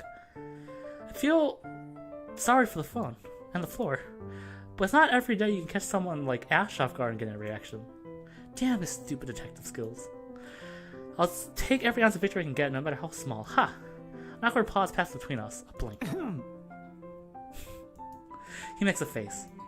And then, in a too-quick motion, he ducks and retrieves his abused gadget, with a grin threatens to break out from my lips. He doesn't meet my eyes when he strains, but a flush has cropped up his neck and cheeks. In another universe, where we haven't known each other for 5 years and suffering through his teasing isn't a day-to-day occurrence, chances are I find that adorable. Endearing, even. Unfortunately, this isn't that kind of world. The way things are, I'm already content to see him out as his obnoxious, calm, and collected disposition. Hello to you too, scaredy cat. I could stand to be greeted like a normal person, you know. Oh, he's back to Ashhole! Oh, he has 2 personas! I get where the game's going! What? And miss that look on your face? No way. Oh man, I should have taken a picture. I am so honored you find this funny. Is that how you treat your guests? I think I need to talk to your supervisor. Talk to yourself. You aren't even a guest here. What are you doing here in the first place? For a moment, he looks like a cat that swallowed the canary. Suddenly checking every nook and cranny in his phone for any damages or scratches, he seems more interested in activity than explaining himself. Ash? I could be looking to buy a house. A mansion? Yeah, why not? Did you see the view outside? It doesn't look haunted to me at all. He's messing with me. Ashton, I am not in the mood. What are you doing here? He chances a glimpse at some point behind me. The parlor? Curious, I follow his gaze. Before I can figure out what has caught his attention, he places a hand on my shoulder and turns me back to face I just finished working on something, so I dropped by. I still don't see how this work has anything to do with why he's here. At my confused look, he drops the hand resting on my arm like he touched something particularly hot and casually rubs the back of his neck. And I said I'll see if I can pick you up. Turns out I can. Free time and all. Aww, look at these guys. You don't like this guy in chat? Come on. So here I am. Figured you'd still be busy, and so I roamed around for a while. Oh, you should have mentioned that sooner. I was about to throw you out. Throw me? Hey, I was given a pamphlet. I think that makes me a legitimate client. Use the word dork though, so. We have mandatory sign-in sheets for clients, Ash.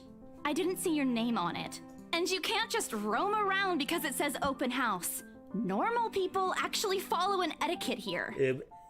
See how normal this man is? Right, okay. I think I'll just go ahead and... No, wait. I wasn't really going to throw you out.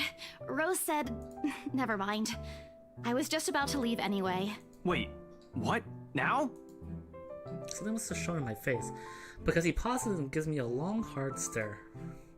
Sometimes I forget how easy reading people is for Ash, given how often he looks as if everything around him is a chore. I avoid his eyes, hoping he'll drop the subject and won't ask any more questions.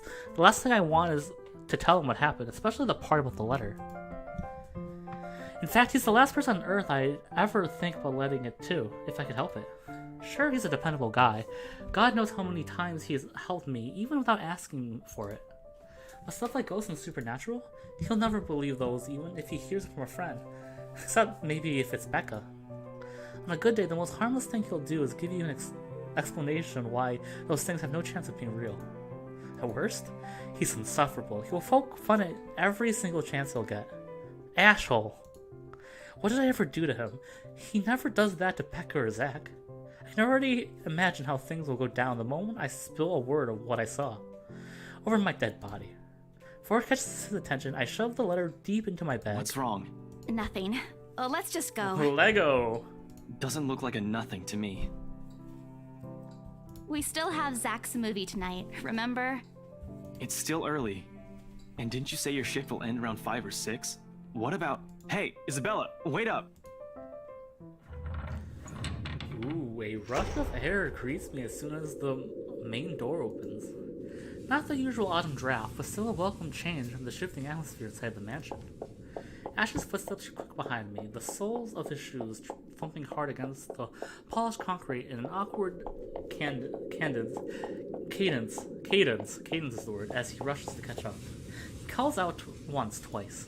The band just looms in the background. Whispering, calling me back, shadows beckoning. Help me. Oh, it's lined! My bad. I don't look back. I spend the ride back to Luxborn City in a relatively quiet manner, with only the radio's disjointed hum in the background to fill the silence. Occasionally Ash will reach out to fiddle with it until the signal settles, or it's on a respectable volume, but otherwise he doesn't say anything. Neither do I. or if the furtive glances he's been sending my way are signs, I know there are things he's been itching to ask since we left the mansion. I keep my eyes trained on the passing scenery outside, in the small hope that my disinterest will dissuade him. Here. All of a sudden he tosses me something at me from a small compartment on his side. It hits me cleanly on the chin before I make a move to catch it. The small package makes a soft landing on my lap instead. Sorry. The glare I send him wipes the smirk about the form cleanly off his face. He clears his throat, focusing his eyes on the road again. I swear, he did that on purpose. Ignoring him, I flip the half-forgotten package on my lap. I won't say no to free food, but why are you giving away cereal bars? Gang's Energy Bar, chocolate cereal, 1.77 ounces, 50 grams. For this little thing? I always have one on my person, and you look like you're about to pass out back there. Have you eaten lunch yet? I didn't get a chance to deny it, because right on cue my stomach rumbles loudly and an empty, gnawing feeling in my belly becomes noticeable. No surprise there, I just skipped breakfast and lunch so I can catch Becca while she was on break. So I'm gonna get a small meal after. I guess with everything going on, I just forgot until Ash mentioned it. It's not the hollow feelings new to me, though. Not gonna lie, though, I thought it was gonna be drugs. Hey, you never know with this game, right? If anything, it's one of those things I've gotten used to ignoring over the years of growing up. Thanks, then I tear open the package and start nibbling at the edge of the bar. Apart from the acknowledging nod, Ash doesn't say anything after that small exchange. For that, I'm thankful. After getting an ear for both Becca and Rose, it's nice to be able to sit down with someone who's not going to nag at you. How'd the open house go? The usual. We got a bigger crowd than normal because of the property's fame, but really, no different from the typical open house. On second thought, it actually looks like a fancy party more than an open house. I've never felt so underdressed in my life. I feel like she was more dressed than Rose was, though. Weren't you there? I wasn't really listening. I should have asked someone to kick you out. No, you won't. And what makes you so sure? One, ever since you got assigned to this property, you've been freaking out about it.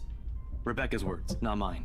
She's been complaining to me about how you talked your ears off, by the way. Two, despite your initial qualms about the place, you still took the job, which brings us to three. It's been months since you last settled a deal, and you're short on money right now since you're back to your instant noodle diet. How do you even know about the last one? Rebecca. Anyhow, you're hellbent on selling the mansion. Even if someone you know personally is in the tour group, you aren't going to just kick them out. Every single person who went on your open house is still a prospective client to you. Even me. I like him a lot, actually, I'm not gonna lie. I wish his ringtone wasn't so bad, or else I'd love him, real talk. He's not entirely wrong. Man, I walked right into that one, didn't I? I hate you. I really hate you right now. His answer's a small laugh. That kind of screams, I'm right, I told you so. I hate it when he does that. I'll have you know that there's already someone who's extremely interested in this property. So even if you expressed any sort of interest in it, I don't think they'd be willing to let you have it. Too bad. Provided I didn't botch it with the rights. Ooh, story update. Save time. I owe Rose a big apology. I hope she likes free donuts. You don't seem too happy about it. I am happy. Doesn't this look like a happy face to you? Looks happy to me. Really? And here I was thinking you found another one stuffed in the sofa. Or is it the wardrobe this time? He meant that as a joke, but how close to the truth made my blood run cold and my own heartbreak a heavy weight in my chest. All at once, the letter in my bag feels a lot heavier, burdened by my own guilt and apprehension. Yeah, well, things happened. Stuff the right couple might not be pleased about. No need to make a fuss about it. It's normal in the business. You made them angry? Not angry, just stuff happened. Josh, I'm just sending you a picture up for your stream. And before you send me, like, the letter, and I'll be like, oh, fuck. Guy is sending me chain letters. Like? Things. Did they do anything? Your clients. The rights, was it? I can't answer that. Oh, shit. Dude. I think there's a clear answer for this one, but I'll let chat tell me what that clear answer is. While I look at Gaia's picture.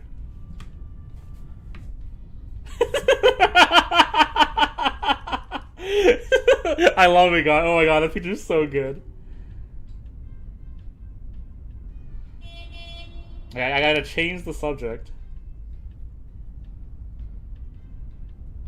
Oh, I might actually make this profile sometime if you don't mind, guy. Oh, I like this a lot. I'll hold off though. I'll hold off.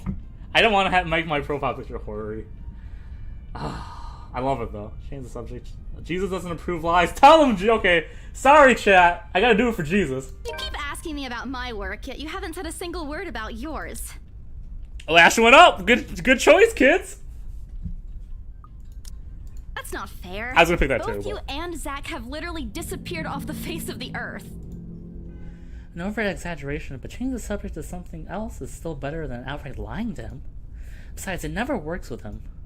I'm not sure if it's because I'm just bad at it or because he's really good at his job. He doesn't answer immediately, only momentarily shifting a glance over to me and returning it back to the road when he has to make a sharp turn. Outside, the sun has already started to descend, casting a vibrant orange glow on the tall buildings. I wonder how long before we reach the venue for Zach's film. Checking the street signs outside, it appears Ash is taking the longer route. He's probably trying to avoid the rush hour traffic. Didn't we just talk a week ago over chat? That's different. Linking your awful memes in the group chat box every morning isn't exactly a conversation. How is Zach not the most relatable character? Excuse me, I don't hear you calling them awful while you're laughing at all of them. I would also be trying to avoid traffic. Traffic is very important to avoid. 100% agreed. Shut up! And you aren't answering my question. That earns him a soft punch to his arm.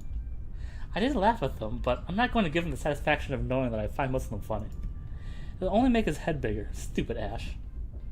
Alright. Lay off on the abuse. Remember that case I mentioned before? Put him on blast. No, he's my boy! We've been trying to pin the bastard down, but it required more work than we anticipated.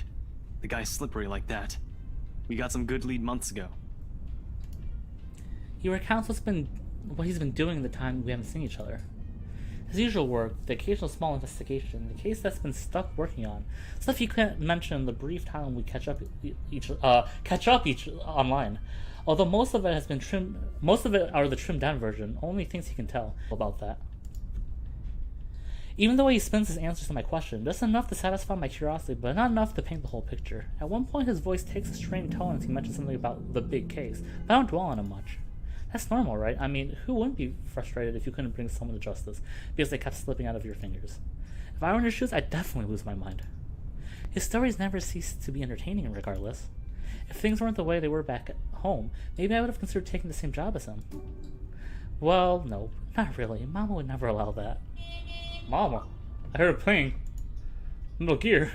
And the idea is still there, along with countless others I've let go. Time passes quickly between us in this matter. Before I know it, we've already at the movie house. Oh, it's an actual movie house! Hey look, it's my wife. It's my second wife. Hell yeah. I feel I should know who this is, but I have no idea. A small crowd has already formed in the theater as we arrive. Pock and Chibi, classic. Batcat, coming soon. I can't wait. I have my theater tickets ready. Point of No Return, dig it. The Lift Festival, short for Luxembourg Independent Film and Theater Festival, attracts a bigger crowd annually, and this year's no different. I've only been to a few indie film screenings with Zach, so I'm not an expert on the matter. But I know for people hoping to make a break in the industry, getting your film recognized by a local event like this is already a big deal. Especially for a newcomer like Zach, he hasn't even won an award, but just getting confirmation letter the festival committee wants to include his work in this year's lineup had already put a grin on his face for weeks. Speaking of the guy, he's impossible to miss. At 6 feet, he appears to loom over most of the moviegoers, and with his large build and heavy voice, it's no surprise that his people give him a wide berth as he passes by. It's often easy to mistake him for someone intimidating at first glance. I did back when I didn't know any better. Ash did too, I heard, once early in their friendship. Oh, there's Zach! He doesn't seem that intimidating. Hey, you guys! Long time no see! Zach's face lights up with a smile of his own. He moves towards us with careful steps, taking a significant effort to make himself smaller so not to bump or accidentally hit anyone. He's only 6 feet! Come on, it makes it like he's like 7'4". Typical Zach. As he show him the letter, damn, Harry. As he nears, Ash casually raises his hand in greeting, but Sup, Z-Man, my main man. What's crack-a-lackin', my homie? This is the horror part of the game. The awkwardness that transcends with his immediate vicinity of our group is palpable enough. Somewhere to our left, the girl giggles, and only then do I become aware of my mouth hanging open. I'm almost amazed how Ash can say that out loud with a straight face. Oh no! Almost. Okay, you guys can hate on Zach again, I'm sorry. Considering his track record, I should be used to it by now. Zach seems to Yo, be. stop trying to act black, Ashton. And you're the only one who calls me Z-Man. Sweats hard. There's fondness underneath his exasperated tone. Ash, what? I liked you, Ash. If there were any other person, he'd likely be offended. But years of friendship and familiarity have made those words harmless to each other's ears. At least enough for both of them to take it in stride. It's been a while, Zach. I hope you didn't get into trouble again. Not much to get into trouble lately without you, I'm afraid. I'll let you know if something comes up, though. Wait, are they partners? So cool, son of a bitch. Oh, that's my boy. Nah, I ended up with chicken down stuck on me last time I agreed. I'd really love at least this year to pass without some sort of accident happening again. Hey, I take offense to that. It wasn't that bad. You really have no idea. A beat passes. And then Zach laughs. Hey, I'm kidding! You know you can always count on me. Story the two of them are privy to, every now and then. Ash will enlist Zach's help on something. Yeah. Okay, they are partners sometimes. Beck and I never really found out what the deal is with those adventures, as Zach calls it, and both aren't willing to tell due to unspoken agreement. Sorry. She insists that it's Ash. It's likely not something illegal or life-threatening. I tend to believe her on that. Sometimes. Oh, well, boys will be boys. I guess. I give Zach a small wave from behind when his attention eventually turns to me. Bella! Huh? Rebecca's not with you. Is she still sick? A bit. But she's up and went to work this morning. You know she doesn't listen to anyone that's not Ash. Yes, she does. No, she doesn't. You're literally the only person she'll listen to when she's feeling stubborn. Damn. And it's true, they've known each other far longer than any of us in the group. Childhood friends and all. But don't worry, Zach. She's probably on her way here now. She promised she wouldn't miss your movie. Isabella! Oh, thank goodness! Speak of the devil. Oops, I did not know right-click did that. That's good to know, though. Ugh. Without warning, a hand grabs me by the shoulder and turns me around. Becca, you're just in time. I have to lean back a little on the way, her face is almost invading my personal space. But she places her hand on either side of my head to keep me still. You are sick, girl. Stand back. She stares at me intently, concern filling her eyes. Becca, you're squishing my face. How are you? Are you alright? Why wouldn't I be? Rose called me earlier. Oh shit. Those 4 words tell me all I need to know. But I don't have any family living close by, and the only other relative I have here works by the far side of the country. I gave my company Becca's contact in case of emergency. I should have known Rose would call her. I push Becca's hand away from my face. Though she lets go, her eyebrows remain drawn together. Oh, no, everything's good. Rose covered for me at work today. That's not what I'm talking about. How's your head? Beside me, Ash snickers. I bite back the urge to elbow him in place, of trying to avoid Becca's hand, as she tries to reach out to said area. I do my best to dodge her, all at once, moving to hide behind Zach. Sorry for using as a human shield, Zach. Oh, it's nothing. I just slipped off a few steps on my way down. I blacked out for a few seconds and had a minor bump, but it's just that. You blacked out? It's not something to brush off. Come on, at least let me check it. It's extremely minor. You wouldn't even know it's there. Isabella, this isn't a laughing matter. Damn. She did look pale when I saw her. Aww. Gotta tell your mom I said hi. Always a pleasure. Wow. Thanks a lot, Ashton, you traitor. I'll get you back for this. Just you wait. What? I'm just saying it as it is. If you mentioned this earlier, we wouldn't be having this conversation right now. I'm sorry. Saw her? Yeah, they arrived together. Bella looked fine to me then. I don't know. Something crosses Becca's face, and it's gone before I can figure out what it is. Oh, that's good. At least she didn't have to travel alone, right? At least. Good. What the fuck? Yo, what's up? What it do? Welcome back! Everyone thinks we are fucking crazy, and we gotta write back with Ash, who's a detective, and kinda cringy at times. We're gonna watch this guy's movie, Zach. He's like a movie producer who's also, Zach's partner sometimes? Aww. Aww. Your mom's a treasure. Big pros. So yeah, basically all you need to know, Melissa, is that we were at the open house. We got kicked out of the open house because we keep going crazy because we got this letter that says, help me, help me, help me. There's this pair of people who are hated by the chat, and they're blonde. The letter keeps appearing randomly. That's the really only spooky thing that's happened so far. So, 3 people have seen the letter, and Rose has seen the letter because the chat told me to show it to them. And we've seen the letter, so that's 5 people have seen the letter so far. See? I'm okay. I wouldn't be here if I wasn't. And I don't want to miss Zach's film. We can always watch it some other time. Sorry, Zachary. No, it's good. But you guys should really keep it down. We're starting to attract some attention.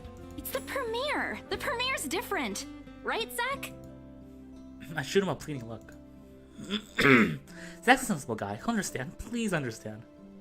Yeah, you see the spookiest bit so far. If by spooky you mean ghost-filled. So there's a couple, there's a blonde couple that were there, and they say some pretty fucking weird shit. So that might have been creepy too, but probably not as creepy as the ghost girl itself. Not really. But Rebecca has a point. In the end, I think it's your call. Oh shit. For heaven's sake! Please, Becca. I really don't want to miss it. You're not missing it. We're just moving it on a different day so we can have a... Look, you guys. Ash's loud sigh unexpectedly cuts through the conversation. He's pinching the bridge of his nose as he speaks, something he usually does when he's getting impatient. If she says she's okay, then there's nothing we can do about it. It's not like we can stop her either. Besides, she's still acting like the same old Isabella to me, if she can still run around like that. Yeah, Draco Malfoy. Yo, yeah, you were there at that point. I forgot exactly when you left, so. Why are you taking her side? I'm not. But if she wants to watch Zach's movie with us, I'm not going to stop her. She's probably the one looking forward to it the most. Ash, that's... You, of all people, should know... Tell you what, if I notice something amiss with her, I'll take her to the nearest hospital myself. Is that good enough for you? I already know the answer before Becca voices it out. When at least she releases a deep breath and nods, albeit with great reluctance, I immediately tackle her with a hug. Thanks, Becca. Oh. It's Zach. Yeah. It's always been you with him, isn't it? Did you say something? Me? Nothing. Don't mind me. I see where this is going. If you say so. Okay, guys, showtime's close, so I think I'm gonna get us some snacks. My treat. And then let's head inside. Anyone here has a smaller bill? I think I do. Hold on. I pull myself off from Becca to get my wallet from my bag and... What's this? It's already in Ash's hand before I can even react. Oh shit. Zach's cool. I like his hair. Yeah, his hair's cool. Behind him, Becca and Zach are both giving him the piece of paper an intrigued look. No! Give it back! It's just a paper. I don't care! Give it! Looks ancient, too. Why do you keep this around? I try to reach for it, but he holds the paper way above his head. I've never been particularly sensitive of my own height, but right now I really wish I had that advantage over him. She's gonna pull the bloody letter! Don't open it! What's the big deal? It's not like it's a love letter. I don't see any reason to... Hold on a second. This is, isn't it? Even if it is, it's not for you. Okay. Now I'm curious. I'm telling you it's nothing like that. It's... The rest of my words are lost when he unfolds the paper. Oh boy! Oh, this is such a cliffhanger spot, but I'll keep going for a little bit longer. My heart feels stuck to my throat, pounding, threatening to burst out. Vaguely, I look how my hands are trembling to my sides. Clasping them together doesn't do any good. They're still shaking, but I hang on to them regardless. The awful sick weight that's taken its core in my stomach back in the open house returns full force. How do I fix this? How do I fix this? How do I fix this? Someone please.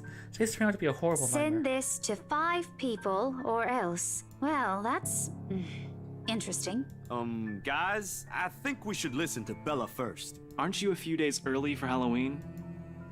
Ash waves the paper in front of me, giving me a fleeting glimpse of its contents. I don't need to see it. I don't want to see it. The words, the letters, every stroke written in blood is already embedded in my mind. Maybe I should have thrown it away when I had the chance. That way, that way. It's not a prank. It makes them all stop. Even I'm surprised by how steady my voice is. What did you say? Oh shit. This isn't a prank! I saw something! Zach looks so worried. Definitely, like, she's like, what the fuck? He's like, huh? And Zach's like, this is actually pretty bad right now. Hold on. Are we still talking about this paper? Or is it about the urban legend again? Both. I know it sounds ridiculous. You're saying this is a primitive version of a chain letter, and now that we've seen it, we're now cursed. You've got to be kidding me. See? This is why I didn't want to tell you guys. Isabella, aren't you taking this a bit too far? It's not a joke. Will you guys listen to me first? I saw something in the house earlier. It stood right in front of me. I mean, concerned is like a pretty accurate feeling you want to be right now, I feel. If I hadn't gotten away, that thing might have... Right. And in broad daylight, Isabella. Even someone gullible would find the logic in that screwed up. There's also Damn. no way in hell that this supernatural shit is true. But it's real! What do you think I saw? Oh, fuck, look at this shit! A hallucination? A delusion? Didn't you say you fell down some stairs? So maybe Rebecca's right. It happened after, when I was trying to get away. I almost got stuck in the same room with that thing. We're all in danger. I thought you were my friends. Why don't you believe me? Oh, fuck, don't let Zach in this. He didn't say anything yet. We are, and you know that. But this thing and that thing has got nothing to do with the other. When Rose called earlier, I thought she's just exaggerating. But based on what I'm seeing right now, maybe it's better if we really postpone this for now. Don't bother. Oh, shit. Without another word, I snatched the letter out of Ash's hand and slid it back in my bag with more force than necessary. I'm tired. I got cursed, saw ghosts, probably lost the cell, got kicked out of the open house I'm supposed to be hosting. My friends won't believe me, and all of them think I'm crazy. To top it off, there's a dull ache in the back of my head begging for a little attention. I can't afford to give it right now. Honestly, there's only so much a person can take with a single day. I just wanted to go home, curl in my bed, and never think about today, before I could take a single step away from the group. Guys! Zach rarely raises his voice, even when there's a point he wants to drive home, and hearing him take on that tone completely throws me off. Even Ash and Becca. Whatever harsh words yet to come out from the argument immediately die in our tongues. Why don't we all calm down first? I'm sure Isabella has her reasons too. No need to be hard on her. And hey, ain't this supposed to be a happy get-together? We haven't seen each other for months. I'd really love to know what y'all have been up to. I only ever get to talk to Bella over chat. Please. Aww. I'm into Zach. Hell yeah, Zach. Tell him. He has a point. He does have a point.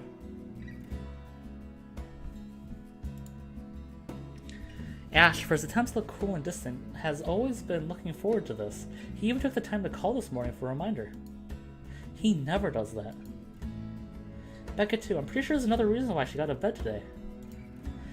Yet, despite Zach's attempt to light up, or Becca's and Ash's acquiescing gestures, the tightness in my chest remains. I should have just kept it to myself, or at least went with the idea that it's a prank. Zach is cool, the others too suck. I'll break the rule not commenting like to say Zach's first level. Yeah, Zach's pretty cool. Thanks, Chris. Hell yeah. If I did, things might have not turned out the way they had. No sour mood, no bad vibes. Careless, so careless. Oh shit. What do you think, people, Rip Zach? Yo, we will try to keep Zach alive if our choices have any say in the matter. But speaking of say in the matter, what do y'all think? Yeah, I'm for stay in the movie. Okay, I got one for stay in the movie.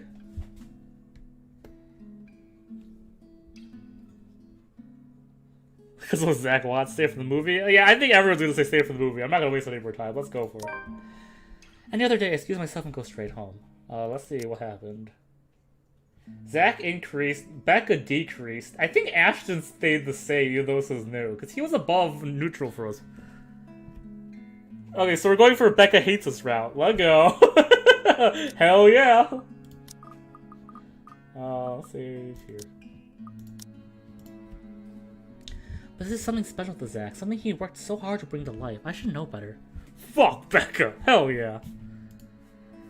I might be having a bad day, but being with a few friends I care about far outweighs the idea of spending the rest of the day throwing a tantrum in my room. The movie seems like a prime location to get attacked by that grudge motherfucker. Do the movie. Thanks, John. Da da da. And what if the thing in the attic follows me home? I only left with my thoughts either. I can still see it whenever I close my eyes. Maybe if I stay, let our heads cool down first before telling them what happened, they'll listen to me. There's nothing you can solve with a calm head. One step at a time, Isabella. That's what Mom used to tell me. Besides, I don't have the heart to ditch Zach. A smile on the back of my face when I look back at them.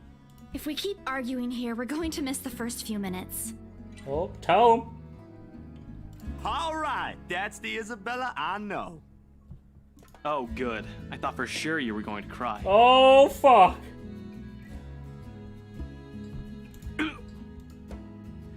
This time I really do send an elbow straight to his stomach. Stupid Ash, being vertically challenged has its perks too. What was that for? Stop calling me a crybaby! I'm not one! She should have better friends. Don't, yeah, tell him. Yes, Zach is P-cool. Aw, don't cry. Ash is Ashhole, so. Stop it! Okay, scaredy cat then. That too! If you repeat that, I swear I'll... Let's just go. Without another word, Becca goes inside. She doesn't even stop to wait for us when I call after her. Ash and I exchange looks at that. The same question swimming inside our minds. Did something happen at school after I left? Is she having a bad day too? I'll try asking her about it later, I guess. So, you guys go catch up with her. I'll go get us the food I promised. But you'll miss it. Didn't you say watching a movie without food ain't fun? And it ain't like I haven't seen it. I made it, remember? I'll be in there soon.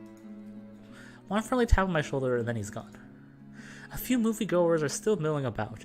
Some are still waiting in line for tickets, but otherwise most of the crowd are already inside. There's nothing much for us to do here. Not a word of protest comes from me or Ash gestures for the two of us to head inside. And then? Are you sure it wasn't one of the cleaning crews? Absolutely sure. What is this movie? Somehow, halfway through the movie, the conversation steered towards what happened in the mansion. To be fair, Zach was the one who brought it up again. In his own movie premiere. Now, the film's just serving as background noise while we spoke in hushed tones, careful not to disturb anyone inside the small hall. Well, except for Ash. I just hope he doesn't end up arguing about it. We'd be kicked out for sure. Though, with how loud Ash's voice is, we'll probably get thrown out way before an argument happens. Only Becca's still engrossed in the movie, completely ignoring us. She's been quiet the whole evening, speaking only when referred to, and if I didn't know any better, I'd say she did something that we did something that offended her. Did we? And then I ran. You heard what happened after. I still think it's something else. It was standing right in front of me, Ash.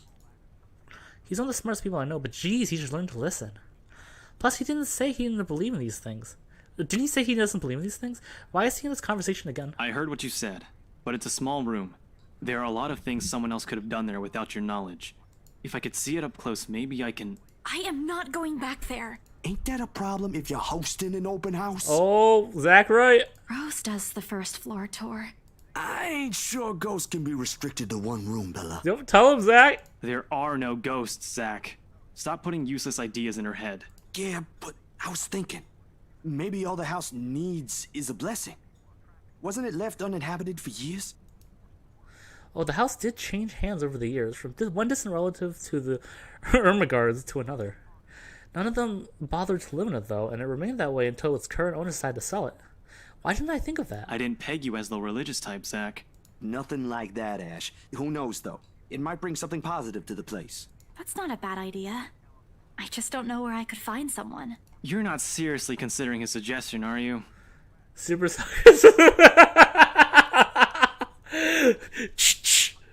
It's a fighting game now, boys. Shooter, here we go. Do you have a better idea? I know where. I could contact him for you if you want. Is there a guy missing on the screen? You do that? Or we can find you a psychologist instead. There were very few times in my life where I wish my glowers can kill. This is one of those. Ash, that is not a very appropriate thing to say right now. No, wait, that's not what I meant. Ethnographer. I meant ethnographer. This guy's a psychologist too, of course, if you... Ashton, if you don't stop... Rebecca knows the guy I'm talking about too. She can vouch for him. Becca tears her eyes away from the screen at the mention of her name. What? Oh, are you talking about Professor Andrew? He used to work with my parents at the university. And can you guys keep it down? Sorry, the scaredy cat here mentioned curses. Not that I'm saying this is one, but talking to him is a better solution for me than getting a random priest to bless an old house. He'll even help you figure things out, teach you a couple things, and probably put your fears to rest since this looks to be bothering you a lot. Aw, Ash. Why the fuck are they talking about when they should be talking the movie? Yo, well, to be fair, the creator of the movie did bring this up, so. Oh, yo, what up? Hell yeah, Gaia. Ash might be right too. However, what Zach suggested is something I'm more familiar with. Granted, they don't believe me. They're only giving me suggestions to put my mind at ease, but it's better than being ignored or being laughed at. I take comfort knowing that they are willing to hear me out. So, what do you think? It's your call. We'll go with whatever you want. I don't know. This is a huge deal! What the fuck? What the fuck? This is way different than the other choices. Like, this, I feel like this is like a huge route change, right? I saw there were ethnographs before. What's something? Oh, that's cool. So, what you guys think? I have an idea, but apparently we can only hang out with one. So.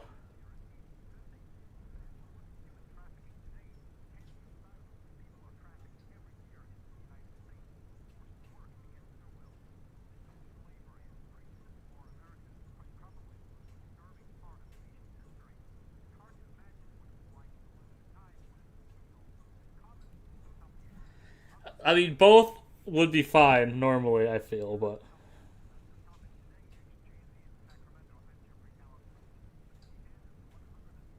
I feel like priests would bring out the ghosts. I think every movie with a priest ends up with the priest either dead or, like, doing nothing, right? You know what Jesus would want. Is it Professor? Okay, I got 2 for Professor. I got 1 for Jesus. And then I got 2 for I wish we could pick both. Because I don't know if bringing out the ghost is what you want most or not. Okay, I got Chris and Harry for Professor. I know John for sure wants Priest. I don't know about the rest.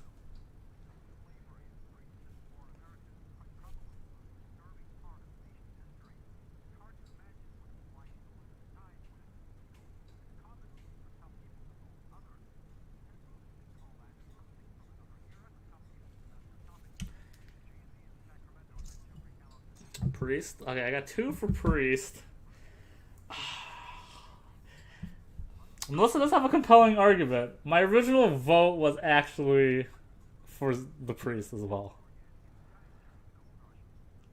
Yeah, dear Professor team, I'm with you. I'm gonna go with my original pick as well. I hope we become Ghostbusters. That's a good point, Harry. That's a good point. I'm going with Priest though. I'm sorry. I have to go with my original gut. Chat wasn't unanimous for the other one, so... I'll think about it. But maybe we could go with Zach's idea? And Zach and Chris, hell yeah. I'm not so sure about that. Well, it wouldn't hurt to try, right? If it doesn't work, it doesn't work. At least we did something than just stand around. No, my fan base got split! Curse you, the letter! I'll let you know when he's available, Bella. Thanks, Zach. I knew I could count on you. Guys, I said keep it down. You keep insisting that we still watch it. You're not even paying attention yourselves. I mean, Becca actually has a point, so...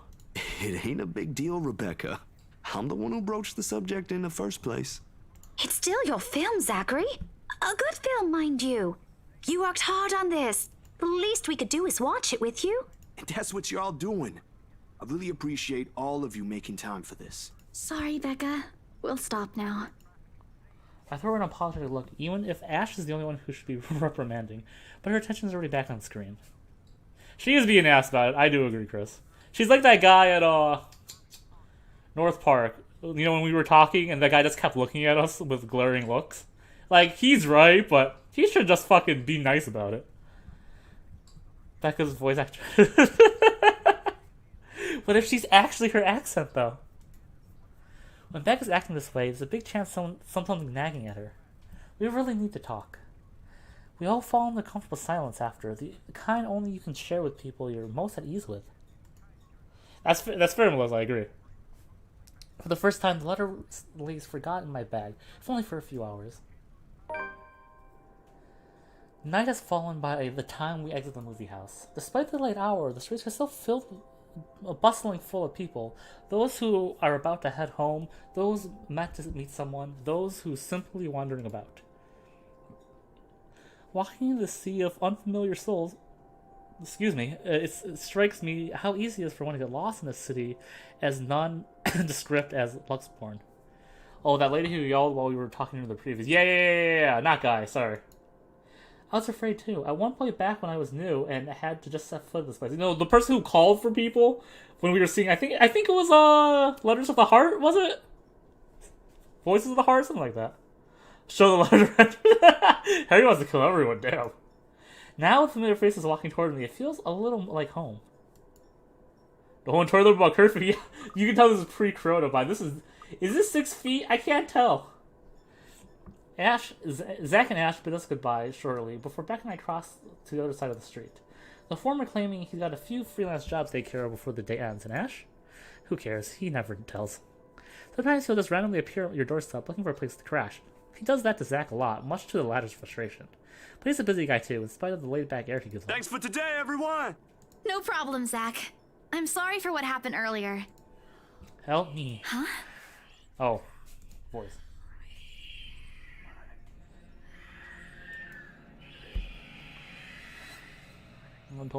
Some weeb shit. Yeah, some weeb. We only watched weeb shit there. And Train to Busan, the greatest movie of all time. Cold sickening downing, my chest tightening, breathing became labored. I can taste blood in my mouth. The edges of my vision blurs. In the distant, amidst the countless nameless people up going about their lives, a voice reaches out to me. Pleading even as I clench my eyes tight and clasp my hands over my ears. Whispering, and whispering. Yo, that movie's so good. Calling out. No, not me. Isabella? Earth to Isabella? At her voice, the whole world suddenly snaps into place. The murmur's gone. I open my eyes. Becca raises an eyebrow at me and questions. Weren't you listening? Are you coming with me? Oh, yeah. Just... Okay, sorry. I spaced out. You always do that. I follow her without complaining, but not without sneaking a glance at the far end of the street, where the voice came from, where another set of eyes might be staring at me. Nothing. There was only Zach and Ash watching over us as we headed back to where Becca parked her car. If I'm expecting to see something or someone there, I try not to let it show, trying to think of the tiny pinpricks of fear crawling from the pit of my stomach. That one time when Harry Potter heard the basketball spins in the wall. Yay! See you guys some other time. Yeah.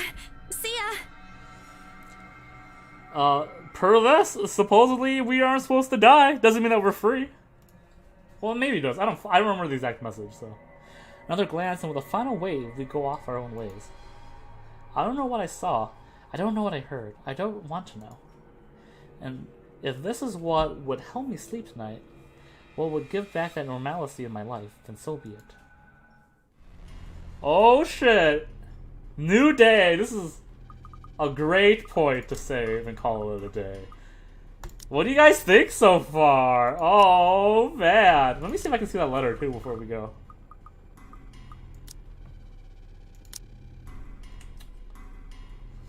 Okay, it doesn't say anything about the 5 people. I really thought it would. Oh, there's a lot of chapters. Holy shit. 1, 2, 3, 4, 5, 6, 7, 8, 9.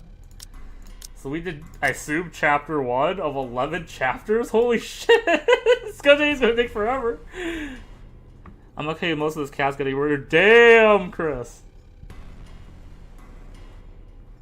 Oh, yeah, let me see if profiles have updated. Profiles have not updated. Great. Yo, I'm loving it too. I like Isabella. I don't know if she's our protag or if protags will like swap around because I have a feeling that's going to be the case. I don't know. Okay, so we know who Hannah is. We know who Zach is. We know who Marianne is. We know who Becca is. We know who Luke is. Who's Ashton again? No, Ashton. Never mind. We know who Ashton is. Who's Hannah? Okay, Ashton's our friend. Becca's our friend. Zach's our friend. Marianne is my wife. Luke is rich guy. Hannah's rich girl. Right. Okay, got it. Okay, cool. I'm ready for some big boy scares. Yeah, scares, like, you know, in all horror games, scares aren't usually that early, unless you're like Mad Father. Yeah, Hannah's a rich lady. Yeah. White lady, sorry. I mean, she's also rich, apparently, so. I'm actually shocked that there's more characters on this list. I'll say that a lot of character development happens for better or worse. Hey, I am in it for the long burn. Some people might not like it, but I like the slowness before the scares. Carrie, if you don't mind me asking, where did you leave off? Just so I just know for context sake. Timeline-wise, if you remember, just give me an estimate of days. But yeah, we'll be playing this. Like I heard this game's like 25 plus hours, and I played this for like almost 3 hours today. So 3, 6, 9, 12, 15, 18, 21, 24. Oh, 8 to 9 streams. So yeah, if you like it, you're gonna see a lot of it for about 2 months. I might take a break somewhere if there's a good intermission, but I think we're gonna play this the whole way through. Oh, Harry, you should rewatch the vids, which will be on YouTube. But yeah, I think that's where I will call it. We'll be meeting again next week, same time, 7:30. Is it 25 for 100 or 25 for one run? I heard it's 25 hours to do one run, like one route, all from beginning to end. I assume you can't get to a point where you're stuck. aka you have to reach a conclusion. 7 chapters, I think, and I played 4. There's a better indicator than timeline for various reasons. I don't know if there's anything I want to click to risk that, so I won't. I want to click this branching tree really bad, but I feel like it's a big spoiler. So for this stream, I won't, and if I find out that later it's not a big spoiler, I might click it, but for now, we're Gucci. Good stream, bueno. I'm not gonna lie, this stream actually really helped me with heat. I am not as warm as I thought I would be, so thank you, everybody. I only died once, and I didn't die in real life, which I thought was going to happen for sure. But yeah, okay, I'm going to call it now. I hope to see you all next week. It was a lot of fun. I got mad viewers, by the way. Thank you guys so much. I really appreciate it. And sorry for the really sloppy intro. Well, it is, and it'll warn you that... Yeah, we saw that before. I clicked on it before. Yeah, this is this, and I'm like, blah. So I wasn't sure if I should click it or not. I won't click it for the purpose of the stream. I'm not going to look up anything or anything like that, so... Blind stream, you know how it is. Drink water. All of you should drink water too. Sleep well. Chat with me if you want. I love you all. I hope to see you next week. If I don't, that's fine. We'll talk about it. It'll be great. Till then, peace, love, all that good shit. And yeah, love you all. Bye-bye.